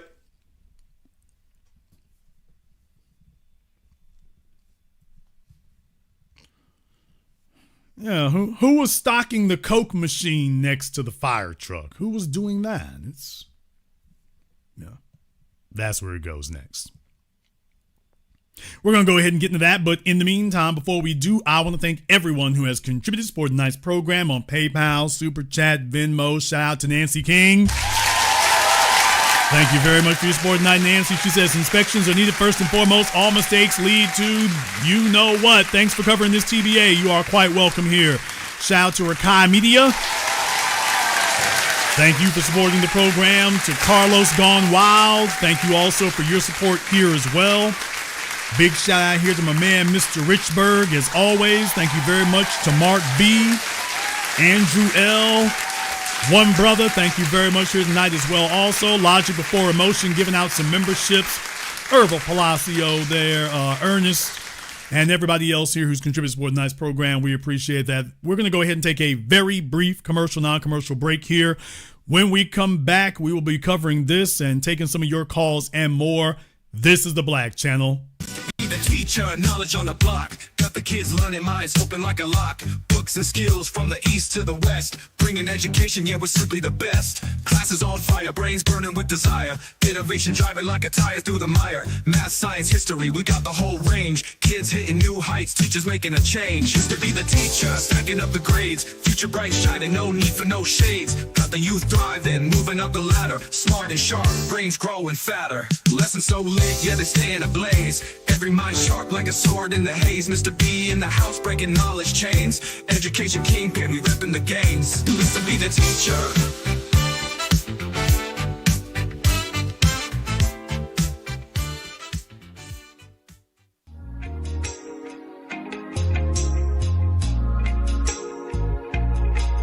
Order yours today to experience all the benefits of Ash Kickin' Body Butter. With skin so smooth and soft, you'll thank us for it. Shop Ash Kickin' online. That's ASHKICKIN KICKIN.com.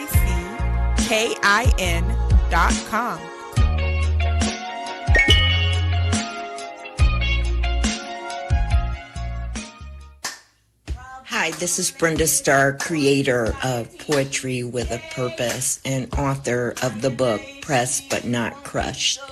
Pressed But Not Crushed is an anthology of political poems that address current and historical issues in American descendants of slave population and African American population.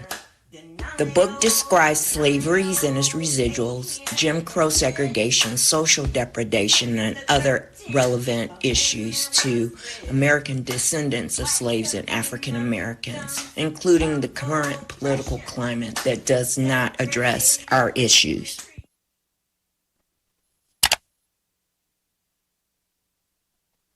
This is the Black Channel. I am your host, your brother, your humble servant, the Black Authority. Very glad to be with you all here this evening as we are discussing the desperation of the white supremacist DEI white movement here. You got to understand, once you start breaking down into lying, the good news about that is it exposes to everyone what your real agenda is.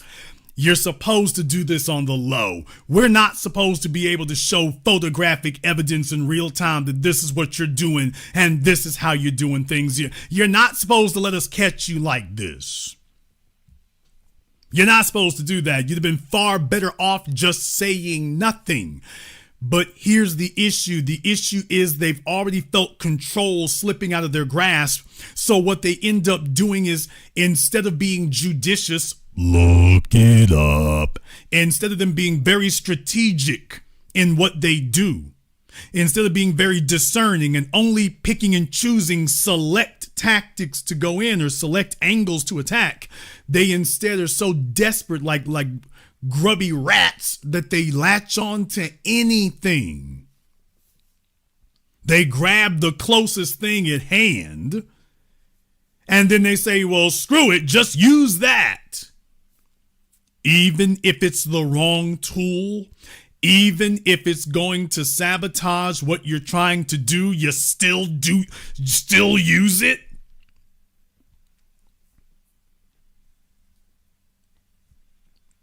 If you were being in any way tactful, you would recognize there are some things just don't touch this one at all. But you see, they don't have a real legitimate grievance. They don't have one. You're still 95% of the wealth. You're still 95% of the political and social establishment. You're still 95% of that. So you've got to construct some lie that somehow you're the most qualified people and everybody else is being put in front of you. All the unqualified people are being put up there. And all we're saying is, okay, well, you know what? I see something that just happened here. Let me go find the DEI black folk involved. Let me find the unqualified black people, because according to you, every white person is qualified. Now, you can't name one of these tragedies where a black person was involved or at fault, but according to these folk, all the white people are always qualified.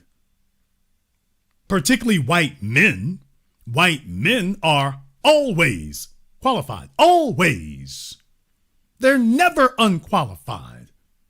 Why? The only way that things go wrong is if you allowed somebody not white male in. Well, that's the only thing that went wrong. But other than that, no. The only problem in the system is you didn't let us white guys run this.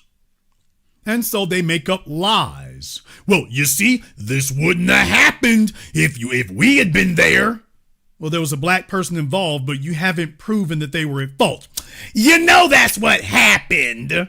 I just know it was. You know that's what occurred. And I'm like, well, you know what? In this situation here, I just know it was the white guys. I know it was. Yeah, I know it was the white guys here. They are at fault. Because nothing is a pure accident. Nothing is ever a pure accident. It's black incompetence. According to them, according to Charlie Kirk, why, Charlie Kirk, right before he got himself killed, Charlie Kirk was telling everybody that It's black incompetence. It's black incompetence. That was what Charlie Kirk told the world it was. That if he sees a black pilot, well then automatically it's incompetence. Okay, but nothing bad happened. We were just lucky. Okay, well, you know what? All right. Hey, Charlie, are we looking up or are we looking down to have this conversation right now? It's unclear. But by the way, whichever direction you all think you need to look to talk to Charlie Kirk right now, by the way, who's to blame for this? Whose incompetence caused this? That is just intrinsic in their racial DNA. Well, who is this?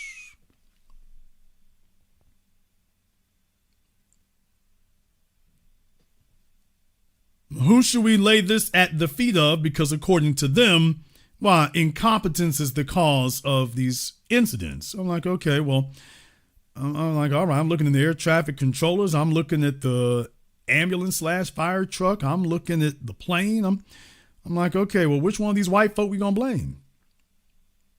Who we gonna blame? Now, all of a sudden, the same people who were telling us that it's always incompetence and there's always somebody to blame, now they're telling us we shouldn't do that. Now they're claiming we shouldn't do it. Let me remind you all again, if the white supremacists could put up pictures, they would have done it.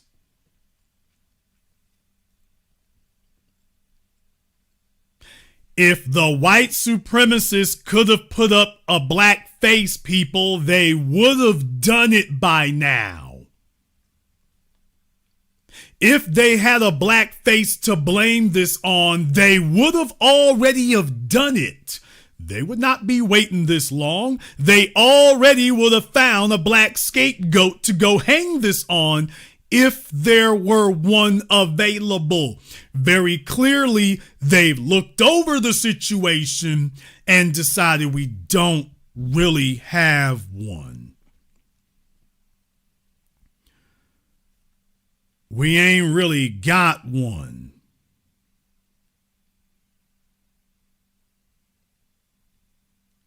That's the way that goes.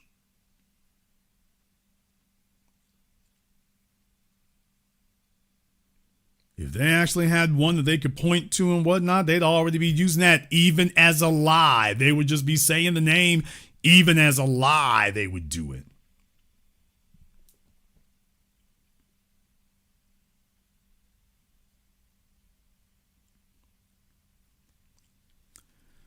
Because I'm telling you here right now, I'm just telling you here right now that that it's not going to go as easy for them as they tell themselves that it's going to be.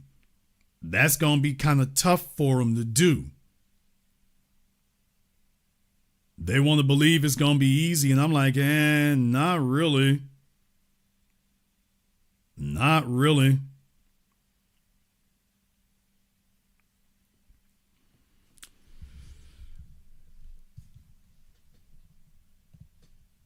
If you'd like to talk about names, that name Orsillo, okay. Got a Sopranos ring to me for that. This is New York, and I know how the fire departments and emergency services and the police department, for that matter, I know how that's divvied up, especially for their little cush jobs where you don't have to do a bunch of stuff there. That name Orsillo, it's like, okay. Don't you know the white supremacists are sweating bricks right now? Don't you know the white supremacists are sweating bullets right now? They don't want that happening. They don't want that happening at all. They do not want that. They don't want you to sit up here and throw some pictures up. That's why I was telling y'all that it's not the flex that they fantasize to themselves that it's going to be. They don't really want somebody to go ahead and look into that.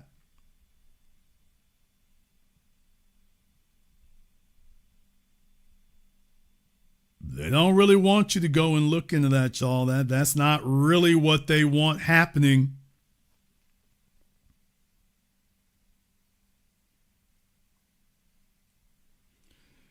That would be an issue right there, my man. I'm just letting y'all know right now, they don't want to go digging into this. They're looking for a black face to blame it on. They're desperately scrambling for one. I'm just telling y'all, I ain't got to back down from nothing. They don't want to. I'm not the one who has to worry. They're the ones who don't want to go into this. They're the ones who don't want to go into this. Folks, if they could actually show faces of this stuff, they'd have been did it. They wouldn't be sitting there looking around stupid like they are. They'd have been done did that. They'd have been done did that. They would not be sitting here looking all crazy, telling you, though, DEI, I mean, it could be. They wouldn't be doing that. None of that. By the way, just in case anybody was wondering, by the way, my condolences to Mr. Forrest and his family. But in case you all were wondering, yeah, this is Antoine Forrest. So just in case you were thinking, well, Jason, I mean, his name is Antoine, and I saw the movie Antoine Fisher. Well, Jason, I saw the movie Antoine Fisher. So, and you said one of them was named Antoine. Yeah, this is Antoine. That was why I got that article here that, by the way, this is Antoine. So if you're looking for the black face that you're going to blame this on, I'm like, you better keep looking. There's a reason that I was the only one who posted his picture in an article. The white supremacists didn't even try. Yeah, because they already looked. Okay, let me explain something to some folks here. These are not black names. Leroy, Antoine, Frederick, Cedric. These are not black derived names, people. It's not. For those of you who, for the millennials and Gen Z, for all the Gen Z people who think that Antoine, well, I know plenty of Antoines. That's a black name right there. That came from Brooklyn. No. Antoine, Cedric, Leroy. No, those are not black names. No. All right, now Keisha, that one that's new. But, yeah, Antoine. No. This is actually on your screen is a proper historical illustration of Antoine. And there's a reason why them folks, I was the only one who posted the picture. These other people were trying to dispute me, and yet they wouldn't post anything. Now, do you think it's because they don't know? You think it's because they don't know? Do you all think that they didn't post the pictures because they didn't immediately go and Google all this stuff so that they could throw it in my face? The only thing they showed was the plane hitting the truck. That was, everybody had already seen that.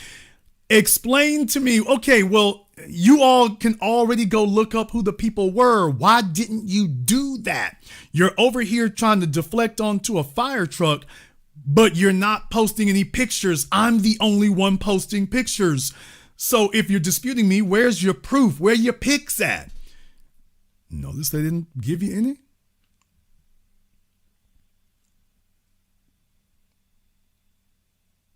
How can that be? How can that be? And by the way, the co-pilot was straight up blonde, by the way. Condolences to his family as well. But the co-pilot straight up blonde haired. So no, there's a reason that when I said this, it struck a nerve.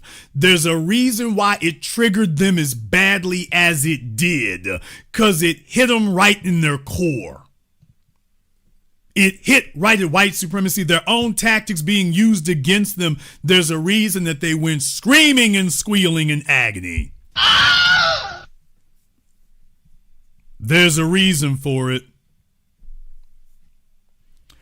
Let's go ahead and jump over here on Zoom right quick. I think we got Brother Shakir up here on Zoom. What's on your mind? Unmute yourself.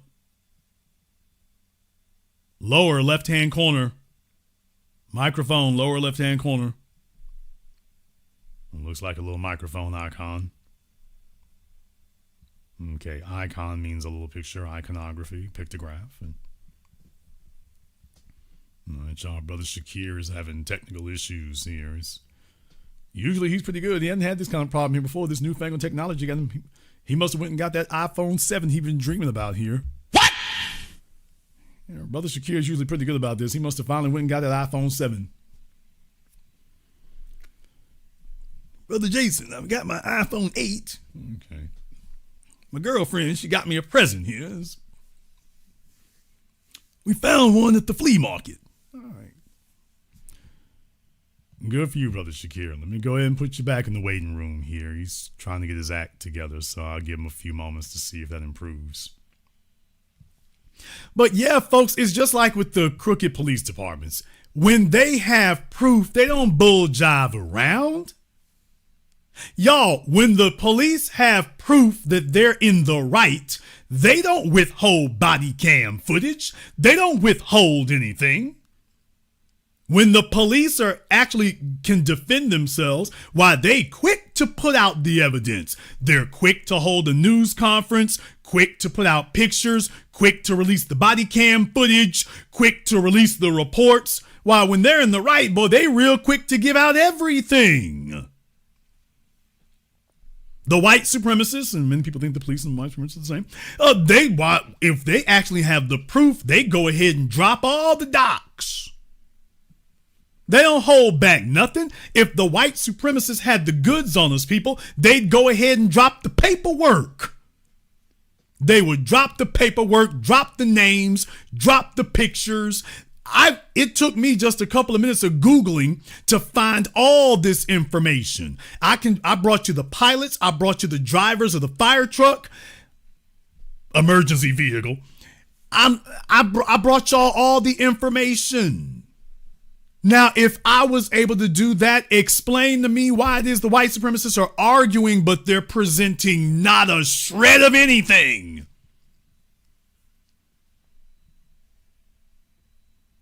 You know, they live on Google looking up and investigating things, so it wouldn't be hard to find this. I found it, so what's stopping them?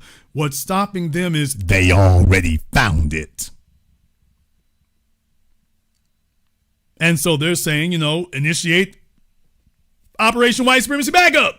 Okay, just keep repeating the lie until somebody throws incontrovertible evidence in your face.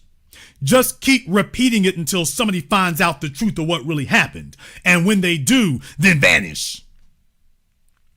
But just keep arguing it and just keep repeating it. Just keep saying it unless somebody posts evidence. Just keep repeating it. And hopefully enough people will cycle through that and that'll hold together. Okay, let me try Brother Shakir one more time. If he's not ready, we're going to move on here. Shakir, you got yourself straightened out? I hope so. Can you hear All me? right. Yeah, you do. What's on your mind? Oh, yeah. I was just listening to you tonight. It seems as though we're dealing with illogical and unreasonable white Americans. So I just think, asking them for reparations, that's a really tall order. Instead of calling ourselves foundational Black Americans, wouldn't it be more reasonable to call ourselves foundational Black freedmen? Because Americans aren't really that popular across the globe. And quite frankly, I don't identify with them. I don't think we have any issues when we go overseas. I have never seen a hostage video where it's black folks sitting there with Al Qaeda with the damn sword up to his neck talking about I'm gonna chop this nigga head off. I haven't seen that one. So I don't think we're the ones who have them fellas who go into South America trying to passport, bro. They're the ones in trouble. What? But as far as just us going about our business, I have yet to see the hostage video like Robert Downey Jr. in the first Iron Man movie. I have yet to see that hostage video where they got us tied up talking about the American here. It's we don't have them kind of problems. Yeah, they would probably let us go if we were civilians, but there are some. Oh, look, but they know that we ain't involved in nothing. We're not involved in anything. We're not related to anybody important. We are in no way connected to anybody making any decisions. So it's like if you get us, what deal? He can say you just practicing because we're not connected to anybody. We're not involved. We're not influencing it. They know who the folk are making things at because when they want to make money, they know who to call. When folks overseas, brother, and you know this, when they want to talk to the shot callers, they know who it is. And they know who it ain't. They know full well if a black person come up and say, okay, what shots you calling? Because we see how y'all living in America. So, yeah, you ain't calling no shots. No, where's Trump? Where's Trump? Where's Biden? Where's Clinton? Let me holler at them. Where's Larry Ellison? I want to talk to a fellow who can make some decisions and holding some paper. So they know who's holding it, brother, because when they come here, they know exactly who they're talking to. In the Middle East, who the Saudis want to talk to. They call Jay-Z when they want to be entertained. They call Trump and Biden when they want to get something done. So they know what's going on, man. They know. Okay, then. Thanks for your time. Thank you for giving us a call tonight. Yeah, y'all, man, around the world, they're not naive about this. They know who calling the shots. They know who running things. They know who's sitting on the paper. They know who isn't. So it's like, okay, we trying to get something done. The black first person come up and say, yeah, well, you know, I'm running things over here. This man, he's like, dude, if you don't move. Get out the way. Where's Trump at? Yeah. You got a little show on Showtime the Apollo. Good for you. Where these white folk at? I'm trying to put together $1 billion deal. Where the white folk at? They're all over there in Asia. Okay, where the white people at? Asia, the Middle East, South America. Everybody know who it is who running things. So we show up and whatnot. They're like, oh, you a tourist. Yeah, you're a tourist. Thanks for visiting our country. You're a tourist. When we want to get something done, we know who we calling. All right, let's go ahead and see if we can jump back over here on Zoom again here. Let me see if I can get Blanco up here on Zoom. Let me see if I can get Blanco up here. His connection's kind of slow here. There you go. All right, what's on your mind, Blanco? Hey, brother, how you doing, man? What a crazy story just to start off that. I mean, you even just showed it right there on the screen that, you know, they found that the fire truck didn't have a transponder that wasn't able to read and trigger the warnings for them to stop. Like, if, just like you said, if they had already found a quote unquote black person to blame it on, they would have already done it. So if there's a janitor who works in the repair bay, they're gonna say he should have put a transponder on the truck and he didn't do it. So yeah, I mean, if I'm telling you right now, if they can figure out some way to twist it, they're going to do it. So yeah, if there was a black person who was working in the mail room, you know. Even if they never got ordered, was there a black person who should have given them the email to tell them that you need to have a transponder on this thing? Oh, he didn't. It's going to be that. So they don't mind being silly because they are shameless. They know what they're doing. And I was seeing that one of these like, you know, comic book, you know, Jeremy the Quartering type of, you know, YouTube, you know, broadcast we're talking about how the lady who hired Mr. Antoine Forrest was a black woman. So, you know, clearly it was her fault that, you know, and they went into this whole thing. Whether that's true or not, again, it's going back to the whole thing of they had to find some kind of problem. Wait a minute, did that literally happen? Yeah. Today's Saturday. I saw it yesterday. Where you know, the guy was one of those YouTube comic book guys or whatever. But you know, he was talking about how the lady who hired him was black, and like who cares? Like, yeah. Tragedy happened. So the woman who hired him, who hired the white guy. So it's not a matter of him being unqualified, the woman who hired him. And here's the crazy thing. I told you all about this before. This is the insanity of it, people. Being an airline pilot is not like being a damn me Uber driver. That's not what being a pilot is. Flying an airplane, even taxiing out to the runway, that's not like driving your damn Toyota Corolla. That's not what an airplane is. Getting that thing to move, that's not what's happening. It's not like there's little motors moving the wheels. No, you're basically like flying on the ground at first, and then you're going to get it up to speed to go take it in the air. So anybody who's seen the inside of a cockpit, you see all those switches and buttons. You literally can't get that thing to move if you don't know what you're doing. You can't guess your way through taking off or landing. There's no way to guess your way through it. So only an idiot who doesn't know anything and is hoping that his audience doesn't know anything, which among those guys, the odds are actually very good. But folks, an airplane is not like driving a go-kart. That's not what it is. You literally can't make it move if you don't know it's not an 18-wheeler. It's not a boat. There's entirely too many things you have to do at the same time in the proper sequence to make literally anything happen. So no, it's these guys are saying these things hoping that their audience is just that dumb. But no, you can't go to a 4-week course at Diesel Driving Academy and then become an airline pilot. You can't sweet talk the lady in HR and say, "Hey, give me a job on this plane here, baby." It doesn't work that way. They're acting as if they just hire people and it's like, okay, well, he says he can fly the plane, so we're going to let you take this jet over here that we're paying hundreds of millions of dollars for. We're just going to take your word for it that you know what you're doing. Here's the keys. Here's your badge. Now pick up these 200 people here and go take them to Montreal. Like, that's the way it works. Brother, you can't drive for Greyhound on a handshake. And then, hey, I got my CDL. I can drive it. It's okay, well, let's see that. Let's check that first. You can drive it? Oh, good. You start tomorrow. No, that's not the way it works, people. That's literally, go talk to any pilot. That's never happened in the history of aviation, and certainly not commercial aviation. Oh, you look trustworthy. Why don't you just go take this plane and pick up a bunch of boats and go fly them out of here?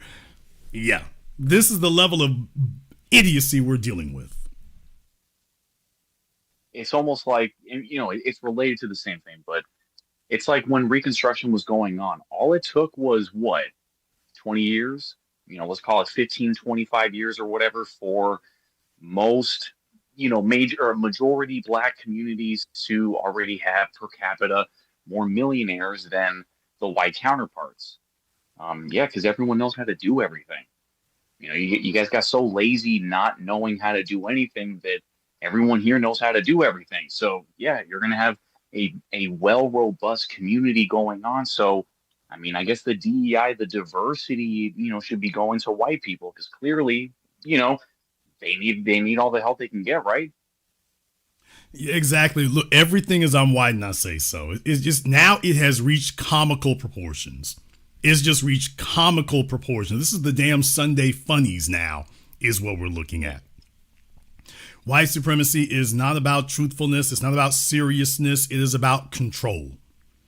Even if everything you're saying is a lie. Okay, we all know we're lying here, but we're going to stick by this no matter how ridiculous, because we got to write something on the paper. So, okay, this is what we're writing down, and this is what it is, and oh well, case closed, next issue. Yeah, you want to know the guys who are not qualified, they're the ones not qualified. Them right there, because if you actually ask them, they'll be like, why didn't I tell you I have this? Here's my white card. The NBA, right? Yeah, Donald Trump, that eminently qualified businessman. We all know him. Absolutely. Can't you see the wonderful job he's doing with America right now? There's a business titan in charge if I ever saw one. Everything here's going great. Couldn't you tell? I bankrupted 6 companies by myself too. Everyone gets a small loan of, $2 million from their dad, right? Everyone does that, right? Oh, yeah, and then a bank to go ahead and spot you another 500, 600 million. You know, everybody gets that, don't you? Bill Ackman, hey, can y'all give me another 200-300 million? Yeah, everybody gets that. Yeah, everyone, yeah. But I mean, yeah. So you already had few $1 billion. You lost all of that, and here's a bank to give you a few $100 million more. How the hell can you ever lose in life when you got friends willing to give you a $200 or $300 million? How would you ever lose in business ever? If you had $1 billion, you lost all of that, and you made a phone call, and somebody said, "Here, let me spot you $300-400 million." Stephen Cohen. I know you're good for it. Yeah, Stephen A. Cohen, by the way. We can name a bunch of these Wall Street traders out there that here their business went under during the pandemic and whatnot. They had a bunch of margin calls. And, okay, we'll spot, in Stephen A. Cohen's case, oh, here's $1 billion. I'm like, well, how is he ever going to fail? Please explain to me how you ever fail when you get in trouble. Okay, here's $1 billion. $1 billion? Do you realize how long you're supposed to work to earn $1 billion? And then they just say, okay, well, it's a random weekend. Here's $1 billion. Yeah, just hold this for a minute. Hold this for a minute. But you're a great financial mind. He's such a great financial mind that he needs you to spot him $1 billion. Excuse me, I could have kept you out that trouble in the first place for $100 million. Yeah, you hand it over here to me. I'll make sure it don't even start in the first place. I'll let y'all. But there's no money for black people. Hey, but there's no money for black people though, Jason. You know, since I've been listening to you since 2014, and you know even earlier, you know since Reconstruction and you know whatever. Hey man, there's no money for black people though. Sorry, try again later. No, we gave it all to Stephen A. Cohen and Bill Ackman. We ain't got nothing left for you. They got it. Thank you very much for giving us a call. Mark Zuckerberg and them, man. They sitting on that money we was going to give you. And yes, I am going to talk about the reparations thing tomorrow. Yes, I am going to speak on that. I will be talking about that. I posted about that on Twitter earlier this week. Yeah, everybody's trying to jump on the train now. When I said there before, I said, if all these other folk who claim that they want to get reparations and whatnot, y'all can look on your screens. A bunch of them, they jumping up now. All of a sudden, a bunch of people who were saying nothing, not a word about this a decade ago, 5 years ago. Now, all of a sudden, the very folk here with people online telling us what we're not supposed to get, remember? Hey, y'all, remember, you guys need to work hard. You need to stop begging. You guys not owed anything. You not owed nothing. Okay, the very same, you guys need to work. You not owed nothing. Now they online telling me, that's right, we are owed reparations also.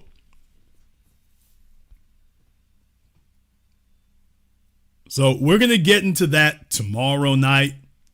But yeah, y'all, the very folk who are online telling us, the very folk telling us that we don't need any reparations, you all aren't doing nothing, y'all just need to work harder. Well, what do you know? Now they're sitting up here talking about what they need to get.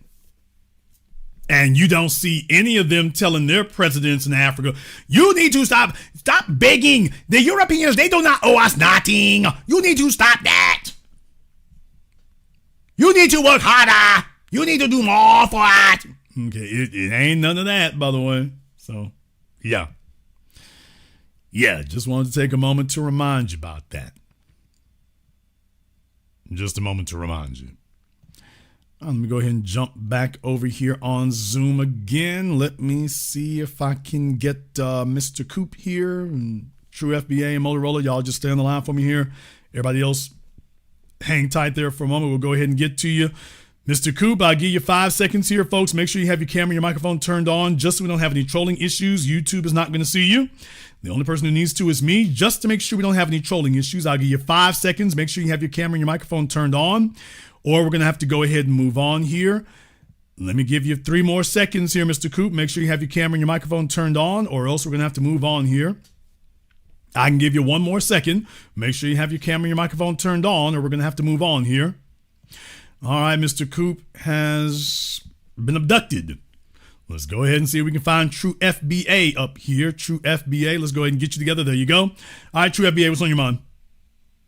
Jason, excellent broadcast. I mean, you're delivering the body blows, and they can feel it all the way across the country. I just a quick story about Black Americans and our role in STEM and tech. When I was a kid, I grew up in Ohio, in Southern Ohio, in Cincinnati, and it was Southern Ohio and Ohio in general was the Silicon Valley of the jet age. Okay, so you had jet engines and specialized metals being assembled and engineered and put together, basically in that one area for everything from passenger jets to military jets. It was, in fact, a golden era for FBAs in that particular field. In fact, a couple of my neighbors were aerospace engineers. One worked at GE, and Pratt and the other one worked at Pratt and Whitney, and they were the two major jet engine manufacturers. And then, of course, in my neighborhood were a couple of military pilots who flew out of Wright-Patterson Air Force Base up in Dayton. All right, so all of that to say that when we were actually in STEM in significant numbers, engines that got built stayed built, planes that were put together stayed together, and pilots were, and the handful of Black pilots that were there, you didn't hear anything bad about them at all because they were competent. What you saw starting in the 80s when they started deciding when Team White Supremacy decided that they were going to go full full extinction on us and started attacking Black men, what you saw them being replaced by was the so-called model minority, the East Indians. They started, getting the engineering jobs, and they started getting their spots in those particular fields. And what you noticed also was that, they came from places where, if you think a degree from Mumbai University is suspect now, you can imagine probably even more how more suspect it was even back then, but they just put them in there anyway. So what I predict you're going to see, and I'm not hoping for any sort of bad incident. I hope all planes in the sky stay in the sky. I hope that everything that works on a large level of infrastructure is well put together. They won't have any FBAs to point to in pretty much anything. But what will happen next, now that the East Asians are on the out, the Indians are on the outs, is they'll be looking for that. And well, here's the thing, brother. In this situation currently like it is, we've never been in charge. We've been the labor there. We've always made sure things got taken care of. Exactly. If you put us in charge of quality control, things are going to roll like they should be. The whole idea, though, is that we're put in positions we don't have authority. And the reason for that, and anybody who's been in the military knows, the only reason you do that is so you got a scapegoat for blame when somebody who's really in a decision-making capacity messes up. So you have responsibilities but no authority, and thus, you have accountability but no authority. And that's the kind of thing we take a look at there. So to maneuver us in that situation has always been the goal. Now, the reason why things are going to be bad and going to stay that way is precisely because there are no Black people to blame. Let's go ahead and take a look at the illegal alien issue. Notice there's one area you don't hear nothing about DEI anything. Yeah, there are no Black folk to blame. There are certainly a bunch of white men in charge. Now, you're supposed to be going around confiscating their farms, confiscating their equipment, confiscating their companies, like you did with the drug trade. This is supposed to be RICO laws. All of a sudden, nobody can do a RICO statute. For farmers, they're exempt from the RICO statute. See, this is white privilege. White privilege is exemption from the law. White DEI is exemption from the law. The law is something that you use against Negroes. White folks show up, oh, no, he's exempt from that, so stop bothering those good people. Which is why I was showing you all before, exemption from the law, Spirit Aero Systems. Well, we're the ones running this thing. Nobody's asking them any questions. By the way, what are your qualifications? What was your part in this? Do you know what the hell occurred? You're running the company and this is the way y'all are doing business. But they are exempt from the law to the extent that the FAA isn't even penalizing them.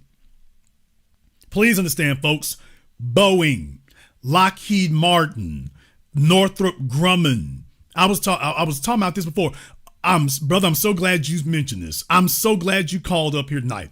There was something I forgot to mention before that's really going to blow y'all's socks off, as a matter of fact, because even I wasn't aware of this.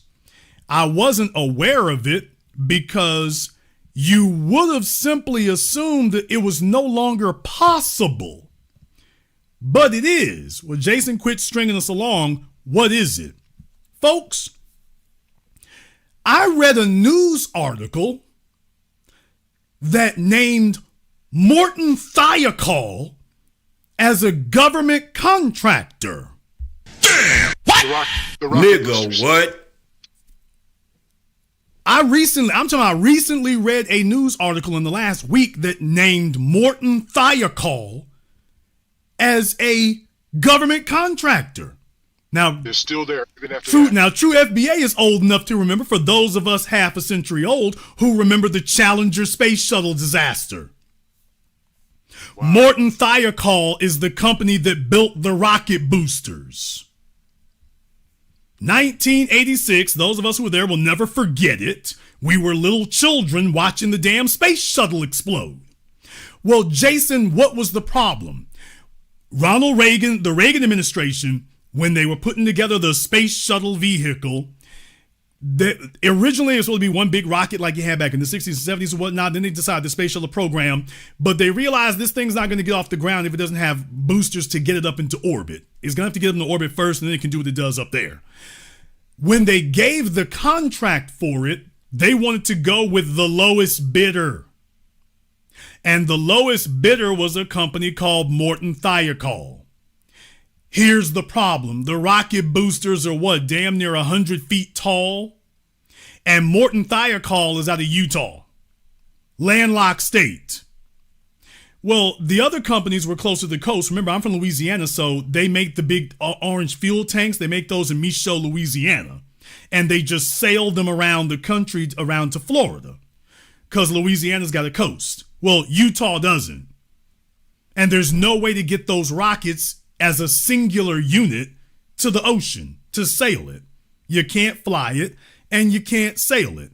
Morton Thiokol's design broke the rocket up into 3 pieces so that it could be transported by train to Florida.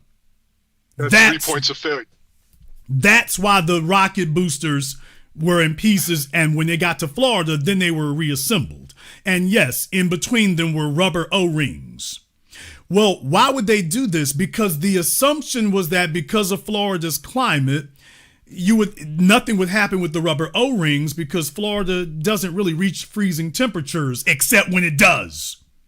And what happened was that morning, the day before at Cape Canaveral, the temperatures got down to 20s. And anybody who knows about rubber O-rings, they're going to start shrinking. And the gases were able to escape around the O-rings. The gases inside the rockets, when they powered up, were escaping around the O-rings. And that's what happened. So they take the rockets in 3 pieces, send it to Florida, reassemble it there. It got real cold that morning. The rubber O-rings shrank. And when it was time for liftoff, Roger Bourgelat, I remember his name, Roger Bourgelat was the rocket engineer who warned them cold of this kind is going to compromise the integrity of the O-rings. He warned them, and he had the guts to pull the lever at the last moment and say, no, I won't approve this liftoff.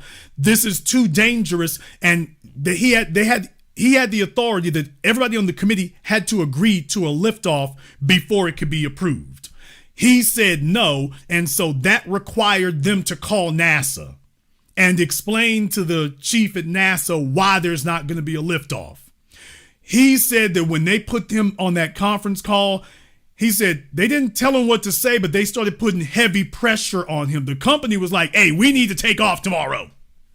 We need to take off tomorrow. If we don't, NASA is going to question our design and they could pull our contract. We need to take off tomorrow. He gets on there with NASA's chief. Well, we're scheduled for takeoff tomorrow. Are you sure there's nothing we can do? What are the chances of a problem? How big of a problem? How catastrophic? And he said they sat there for hours doing that to him until finally he acquiesced and he didn't put up a fight anymore about it. But Roger Bourgeois was the only person willing to say this is a disaster waiting to happen. And then he said when he talked to the rocket booster team that he asked them what was going to occur.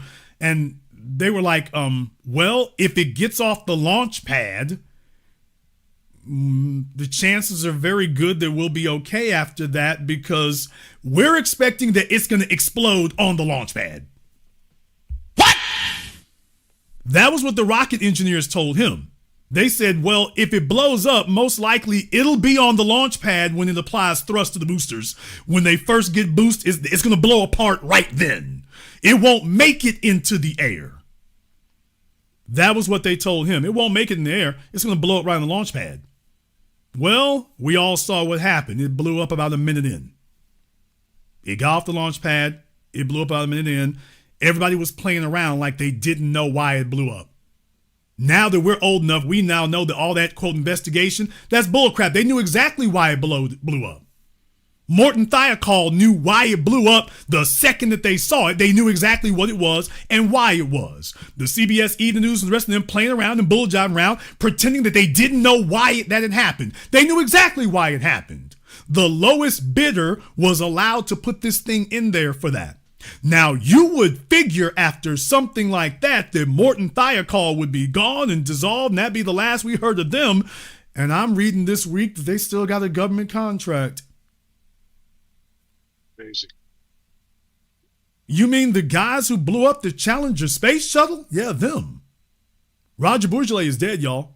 By the way, he died a few years ago. Roger gone. I don't know if the folk who hired him are still there. I know some of the folk who were there are still there, by the way. They're still alive. Some of the people who were making excuses for it and trying to put blame on Roger. Well, he could have stopped it the second time. One guy said that. Well, Roger, he could have stopped it the second time. So ultimately, if he wants to blame anybody, he needs to blame himself too because he didn't stop it the second time. That's literally what one of them bastards said, literally. This is the kind of folk you're dealing with here. I want you all to understand that in America today, the so-called powerful folk, white supremacy is a demonic thing because they pride themselves on being evil. That's seen as a positive. Can you make money and be evil at doing it? That's actually considered a positive. That's an accolade. Hey, can you make $1 billion and kill 100 people at the same time? Well, it's good if you cannot do it, but you're really good if you can. This is who we're dealing with now, literally. Literally that, hey, how high is your body count? No, the other body count. Take a look at Elon Musk, people. How many folk are dying in his cars and with him lying about its, quote, self-driving system? Lying. That car can't self-drive. He's telling folk it can. How many folk have died already? Already. Forget the battery fires because you're driving around on an iPhone with wheels. Forget that. They consider it an accolade if you're willing to kill people. Oh, you're not a real tycoon if there's not a body count. And so I'm very glad you called up tonight because I did want to mention that and it slipped my mind. I didn't have it in my notes. But, oh yeah, by the way, I heard Morton Thiokol is still a contractor. Still. DEI? You want to talk about DEI? Okay, hey, Tucker the Sucker, what is that? Okay, Tucker, you want to talk about DEI? Game on. Morton Thiokol, explain that to me. Because I say that's DE White. Now, prove me wrong. Show me how that isn't. Show me your proof that it isn't, because I'm showing you my paperwork that it is. Show me your name. I'll let you have the last word. Oh, that's all I got, brother. Great broadcast. Appreciate you. Thank you for giving us a call tonight. Yeah, y'all, for those of you who are too young, this is why you got to have some of those old heads who remember the names and whatnot can bring that back to you. Morton Thiokol, a name that will live in infamy. They traumatized us as children. The same year Optimus Prime got killed, but they traumatized us as children. And by the way, you know, back in the old days, I had kinfolk who were at the Sears store the day that happened. Hey, y'all, I had kinfolk who were at the Sears store the day that happened. You know, they have the wall. They used to have the wall of televisions at the Sears store. They had all the different TVs like they do at Best Buy. Or if you go to certain Walmarts, they got the wall of TVs. Well, back in the day, there was a lot more TVs. At Sears, they had the wall of televisions. I had kinfolk who were at Sears the day that happened, when it happened, with 50 televisions at the same time showing the space shuttle blowing up.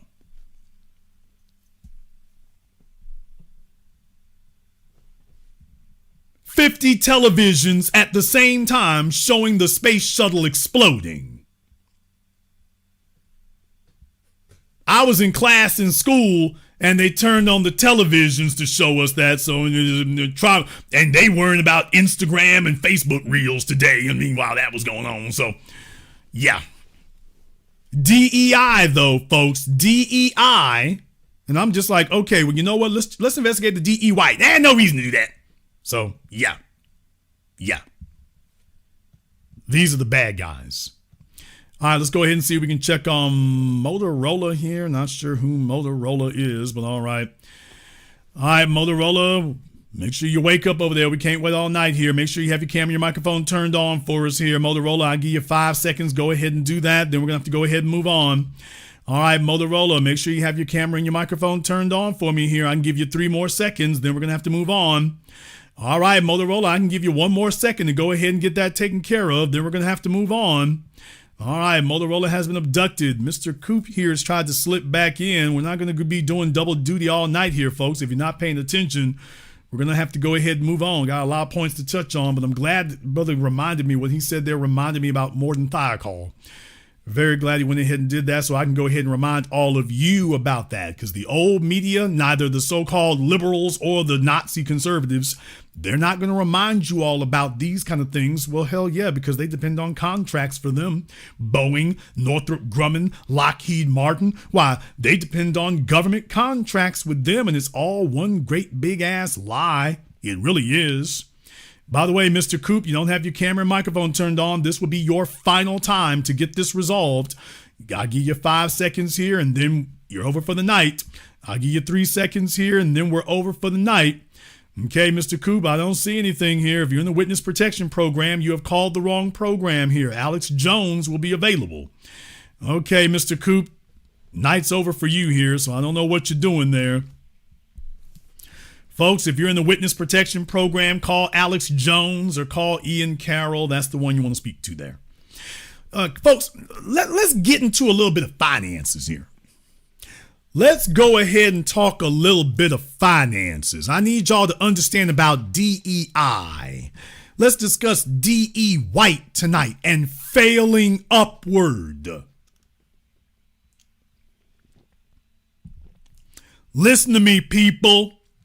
You cannot become a multi-billion-dollar corporation in the modern era if you don't have government connections, contacts, and contracts. And deal with it, nigga. That's the bottom line. You cannot, not you should not, not you will, you cannot be a multi-billion-dollar corporation in the modern era if you do not have government contacts and government contracts. Can't do it. The economies of scale will not allow you to do it. You can't get that big if you ain't got that kind of clout and that kind of reach. If you're not plugged into a foundation of the economy, you can't make it. You can't make it. Microsoft, Dell, Larry Ellison and Oracle, you name it. It's not going to work. It's not going to happen if you don't have contacts and contracts. You got to get it. You got to get it.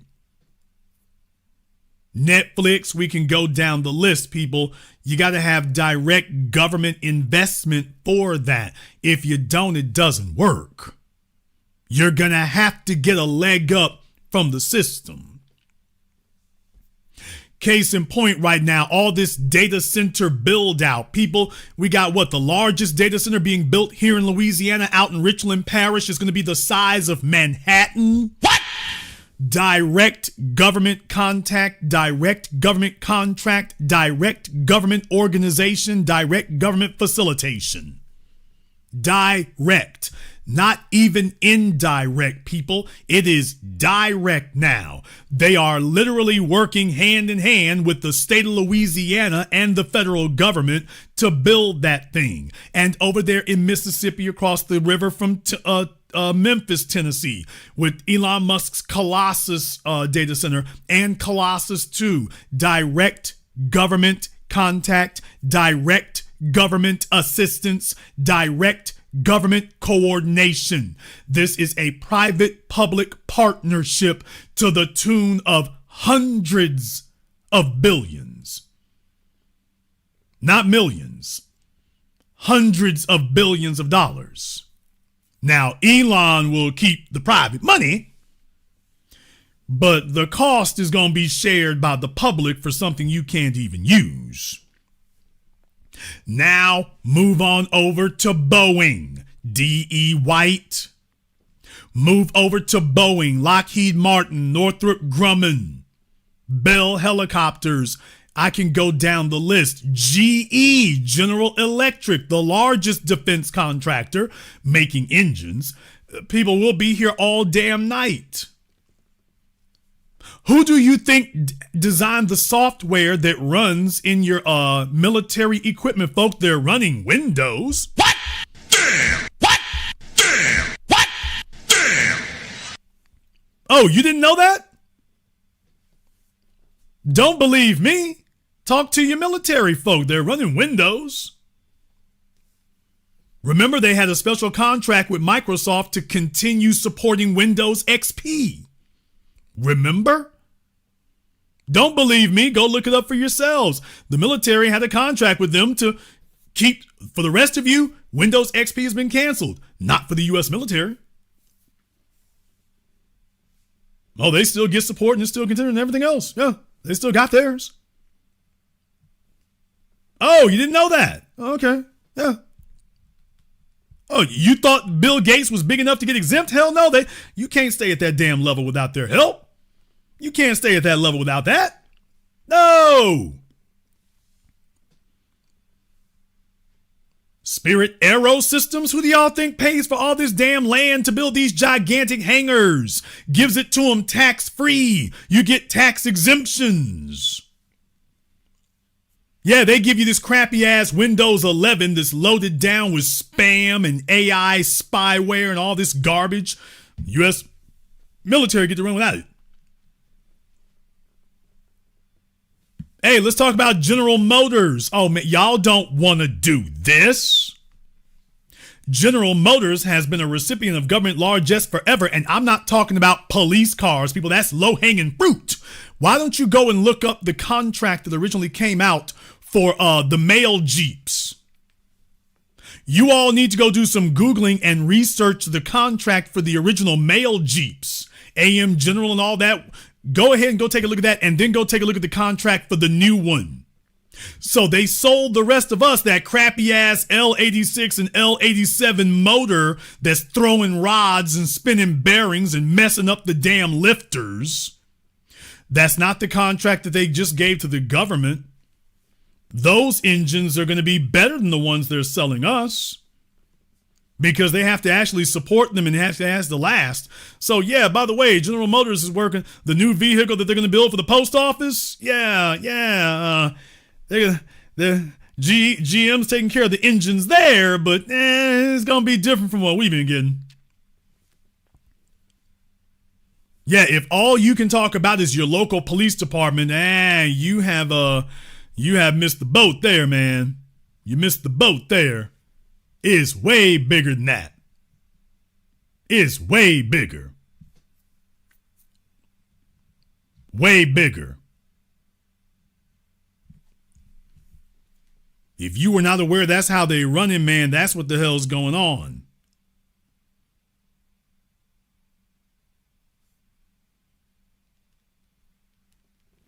Let me go ahead and jump back over here on Zoom. I got a bunch of names I want to name here in just a moment here. I got a bunch of them I want to name.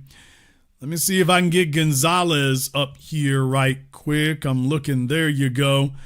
All right, Gonzalez, unmute yourself. Lower left-hand corner of the screen, little microphone icon. Try pressing it. I promise it works. There you go. Got it. All right, what's on your mind? Yes, you were talking about government contracts. Yes, Chrysler is the one that made the M1 Abrams tank. Oh, yeah. And originally General Motors wanted it, but Chrysler ended up putting the turbine engine in it, and they took that. Okay, but then the transmission, remember, there's an Allison. Yeah, that's remember true. the Allison transmission, that was General Motors, so at the time anyway. But the Allison transmission, yeah, so the automakers were in on that, so it wasn't limited to just General Motors. They're the biggest one with the slop trough, but they were not the only ones. They weren't the only ones. Oh yeah, and there was a gentleman talking about, I'm a retired military personnel, and I was in Afghanistan, and we got captured, and they realized that we were all black platoon, and they just let us go. And then the guy asked us a question that I have to ponder on. He says, "Why would you fight for a country that doesn't fight for you?" I didn't know what to say. That's the situation we always been in. As black people, we have fought in every war defending this country, in the words of Minister Louis Farrakhan, fighting for a freedom that we ourselves did not have. Now, as far as I'm concerned, those are the only true Americans. They're fighting for a freedom that they don't even have themselves. I know, but the thing that killed me is I'm dealing with Al-Qaeda, and like how you said, you never see them going to cut up any black people that get captured by Al-Qaeda. They just let us go because they know we have nothing to do with this government. We just gear in the system. They just know that. They just let us go and say, okay, America ain't going to put up no ransom for you. So you know what? You guys go.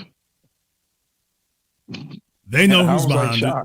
They know who's behind it. The whole world knows why the planet's running on white supremacy time. The whole world knows that. If we were running anything, they would be coming to us to make the deals, to make the contracts, to do the power moves. If we were running anything, they'd be coming to us. They're not. Yeah, you're 100% right. But like I said, that was a scary time for me. I thought, because what I'd seen on TV, people getting chopped up, and they didn't chop us up. They just let us go. Well, count yourself lucky. Like I say, just wear the shirt right there. Hey, I just work here. All right. Thank you very much for giving us a call tonight.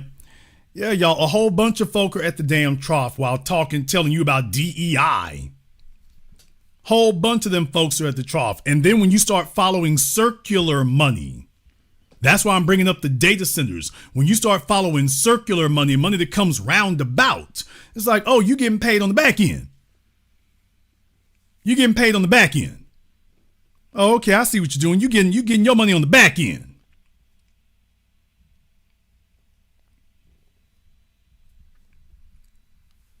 See, when you hear about Rupert Murdoch and them and whatnot, and they getting paid by the Saudis, oh, where's that money coming from? Okay, that oil money, all right, there you go. Take a look at your venture capital funds and your private equities. Oh, wait a minute now, that money ain't coming from nowhere. Take a look at OpenAI, right? I'm telling y'all, Sam Altman and OpenAI, Anthropic, people, y'all realize Anthropic is suing the federal government for not giving them a government contract. What? Nigga, what? Remember? Anthropic is one of the big AI companies. Remember, they're suing the Trump administration now for not giving them a government contract. But remember, you, the DEI begging nigga out here who doesn't want to pick himself up by his bootstraps, remember? Don't expect Tucker Carlson to illuminate that fact for for you right there, by the way. I'm highlighting it for you, but don't look for Tucker to tell you that. Anthropic is suing because the Trump administration is like, yeah, you don't play ball the way we want to for AI and how it's going to be used. So no government contract for you. And Anthropic said, okay, well, hold this lawsuit right quick.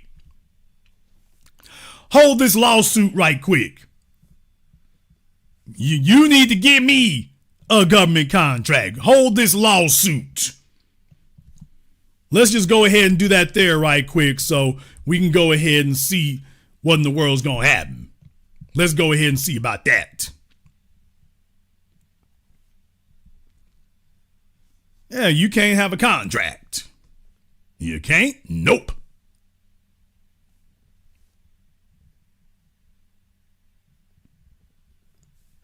Man, y'all don't want to know how this stuff goes down.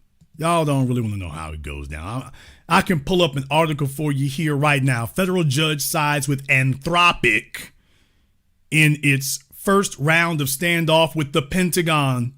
Face-off is over the company's refusal to let Defense Department use its Claude AI model in autonomous weapon systems. Okay, they said if you won't let us use your AI models for the weapon systems, you can't have a contract. And they said, we gonna sue. We're gonna sue. If you do not allow us to have a government contract, we gonna sue. We're gonna sue. And the judge is siding with Anthropic right now. While everybody is telling you that you is just black and serious and silly. You just want something for nothing. That's what they're telling you.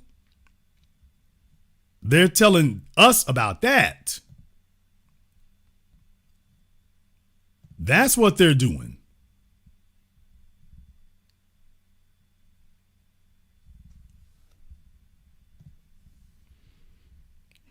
I don't want to go through too much of this stuff here right now, so I'll just do this real quick, just in case you all hadn't heard about it.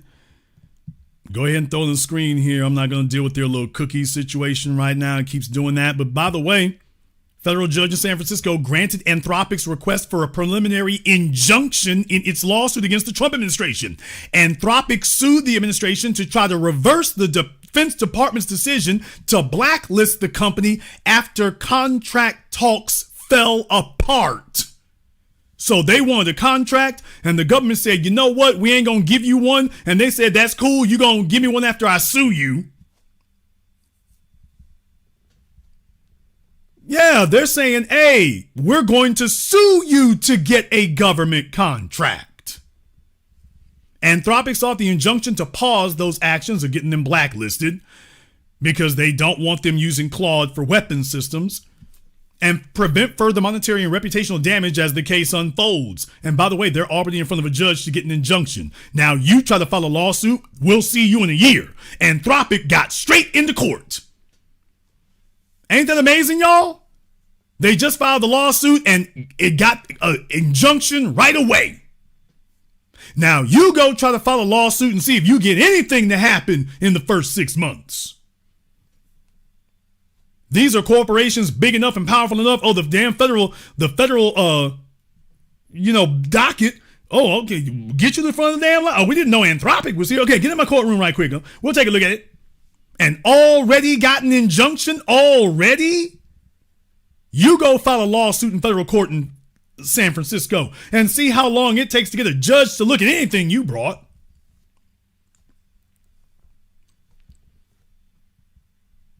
Anthropic sought the injunction to pause those actions that there before, punishing Anthropic for bringing public scrutiny to the government's contracting position is classic illegal First Amendment retaliation. Punishing Anthropic for bringing public scrutiny to the government's contracting position. So Anthropic spoke negatively about what the government wanted to do, and the government says, okay, no contract for you. Nobody's telling Anthropic, get your lazy ass out of here and pull yourself up by your bootstraps. They're saying, here, let me find a judge to talk to you right quick. And none of the MAGA maggots are saying a word about the DE White. A final verdict in the case could still be months away, not years, months. During Tuesday's hearing, Judge Lynn pressed the government's lawyers about why Anthropic was blacklisted. I mean, folk already in front of a judge making arguments already. It took them no time. This didn't take months. This took a couple of weeks already in front of a judge. Her language in Thursday's order was even sharper. Quote, nothing in the government statute supports the Orwellian notion that an American company may be branded a potential adversary and saboteur of the U.S. for expressing disagreement with the government, she wrote. Following the ruling, Anthropic said it's, quote, grateful to the court for moving swiftly. Well, yeah, the rest of us would love to get some of this swift action in court. So the Trump administration said, you can't get a contract. And Anthropic said, we're going to sue and get a contract. You are not going to exclude us. We are going to sue for our right to a contract. I'm not making this stuff up.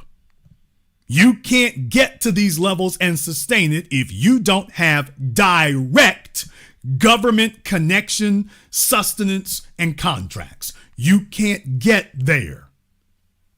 OpenAI, Grok, all these things are direct beneficiaries of government funding, local, state, and federal. D.E. White.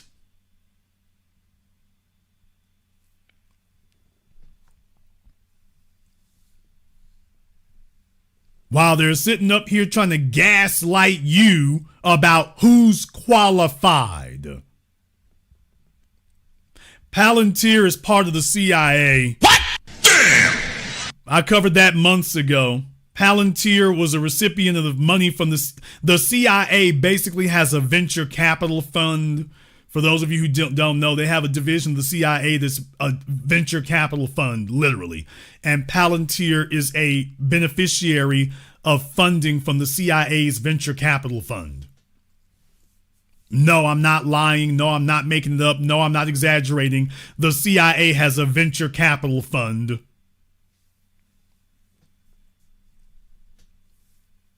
Palantir was given its seed capital from the CIA as a from their venture capital wing.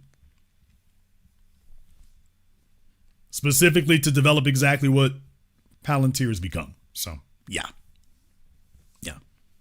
And many folks say Facebook is another program that they have put together. So, yeah. Yeah, folks, you don't get there without this. You don't, man. It's not happening. It's not happening. Now, here's the thing I want y'all to really get. Now dig into this here for just a few moments.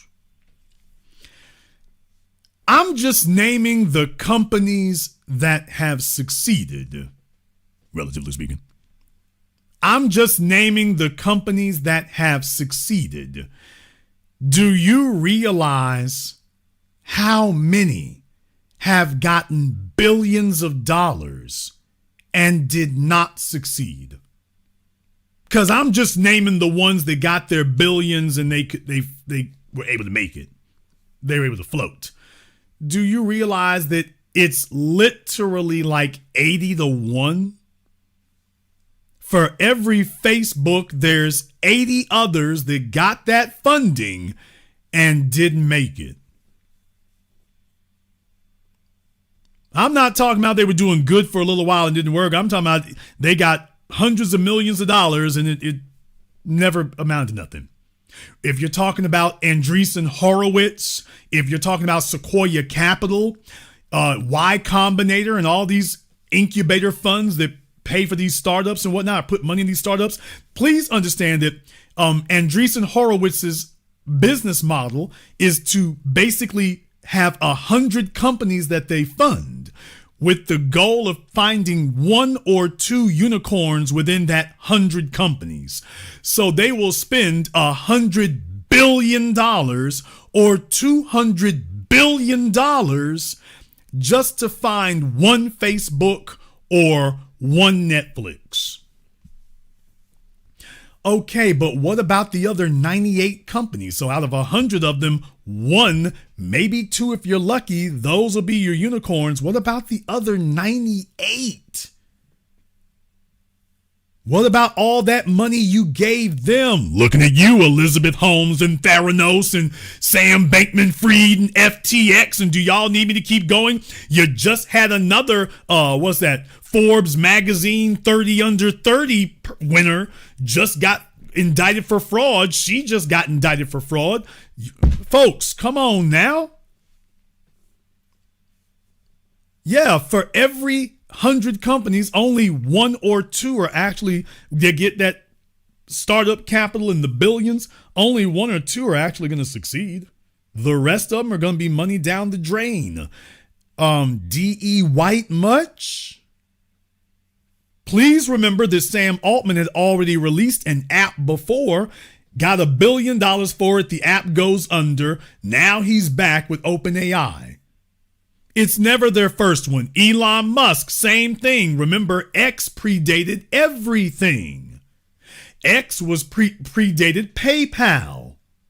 Remember? Go do your research on that. X predated all of that. By the way, that was never successful. That's just become a vanity thing. He renamed Twitter X because he was sitting on all this damn time.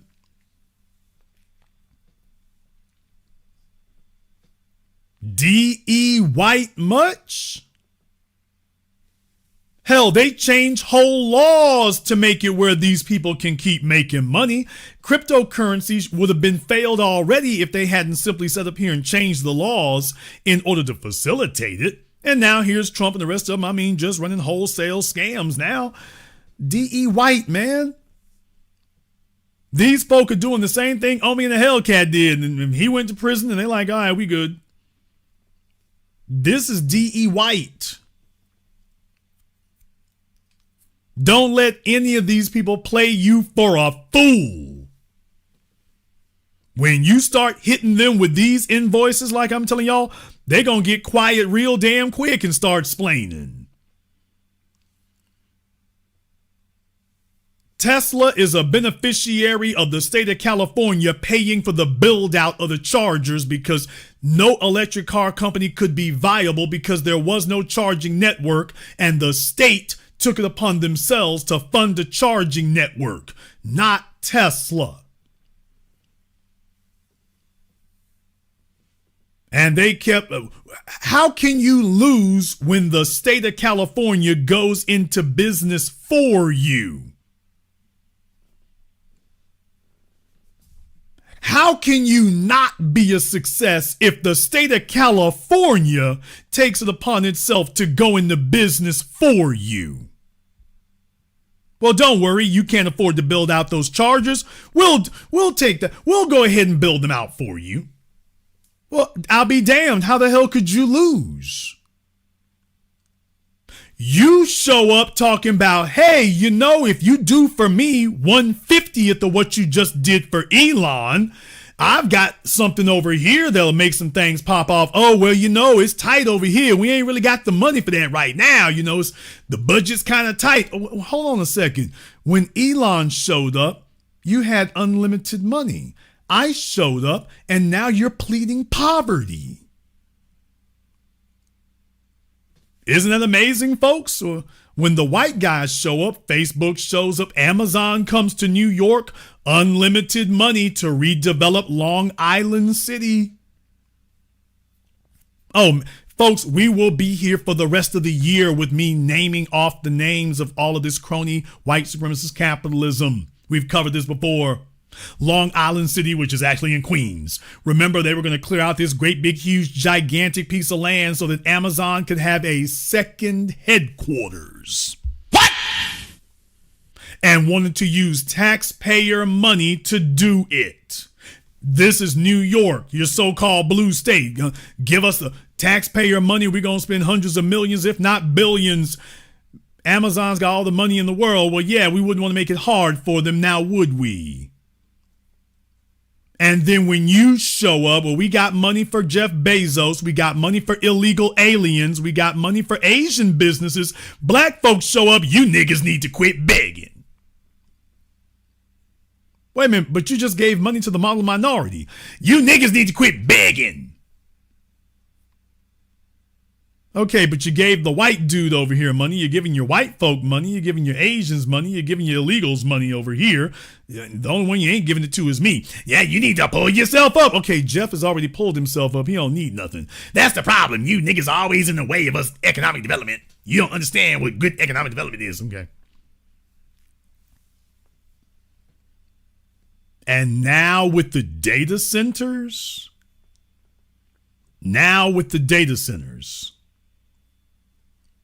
Yeah, this is direct government involvement, direct government investment directly to white companies and white individuals and white financial interests. Direct. I keep emphasizing that because that's the critical point. This is direct on the basis of their race. While Elon Musk is telling you about what he likes or doesn't like, and he's literally living on government contracts. SpaceX is NASA. Nothing but a government contract. Tesla, I just explained that to you. Starlink. Starlink is another one. Folks, you don't want me to keep doing this. Starlink is another one.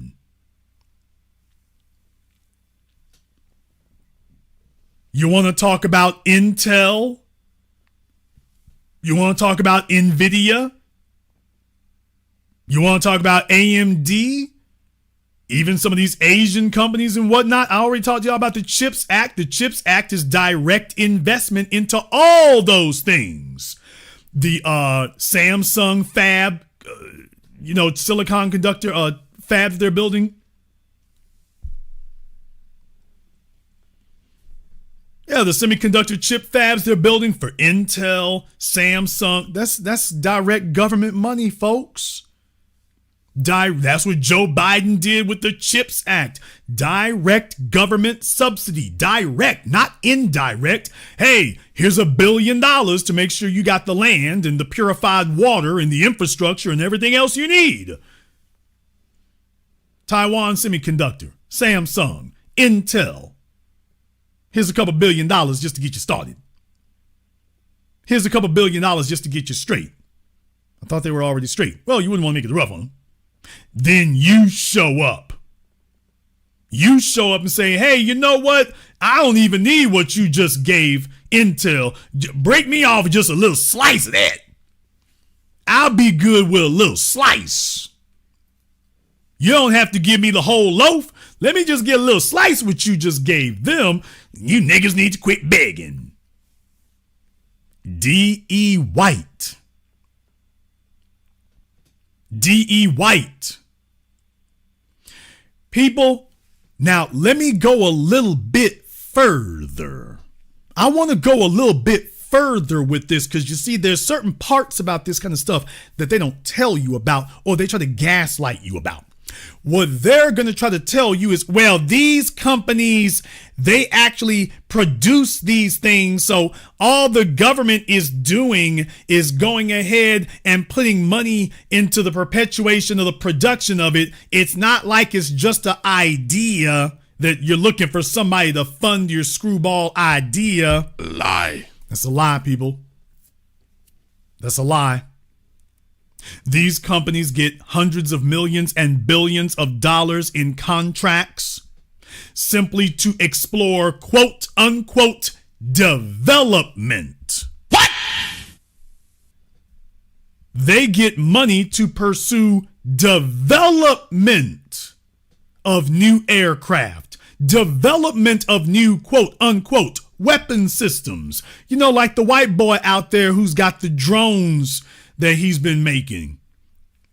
Like the white kid out there who's got the drones he's been making. Yeah, folks, they give them money to develop them. Well, that means all he has is an idea. You show up and they say, yeah, your idea. We don't fund ideas. Get on out of here with that. They give Lockheed Martin billions of dollars to pursue ideas for weapon systems that don't even work or get finished. Damn! By the way, folks, one more thing. For quote unquote weapon systems that either don't even work or don't get finished, it doesn't get them blacklisted.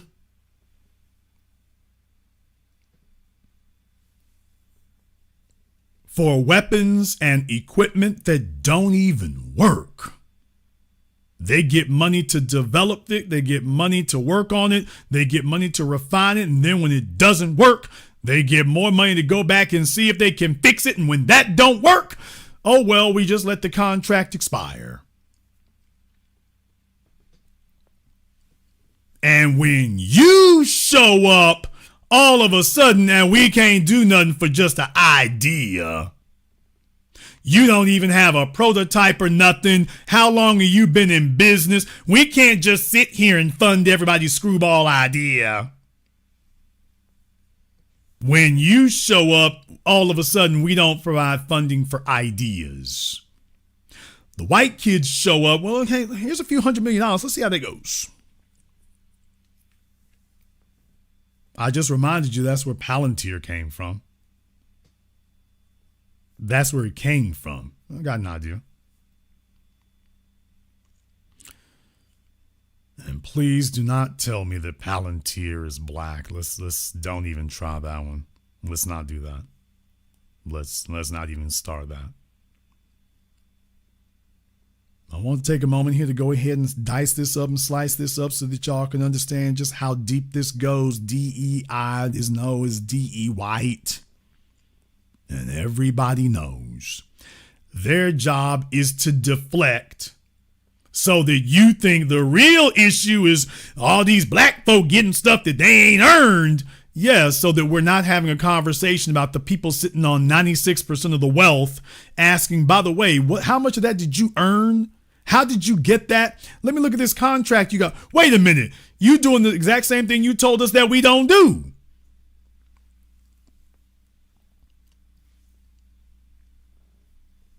Talking about AI. AI isn't going anywhere without government investment. If the government does not fund this thing and bankroll it, it's going nowhere. And I'm not talking about right now, people. AI is an open-ended, quote unquote, investment. AI is an open-ended investment. That's what you get with DE White, open-ended investment. You don't get that otherwise. Everything is focused on gaslighting you. Everything is intended to do that so that you start being psychologically brainwashed, and when you see something go wrong, you start saying in your head, well, we need to do better. Black folk, we just ain't ready. We just ain't qualified for it here. We be getting in positions we ain't supposed to be in. And then when I bring this stuff up and all these folk over here start squealing, well, that can't be true the way they're yelling. They wouldn't be yelling like this if that was true. They just want you to make all the wrong moves and come to all the wrong conclusions. They just want you to do that. But don't let them fool you. Not with Morton Thiokol still being out there, as I understand it. Not with that. This is the game they're playing now. We're going to go ahead and wrap things up here tonight.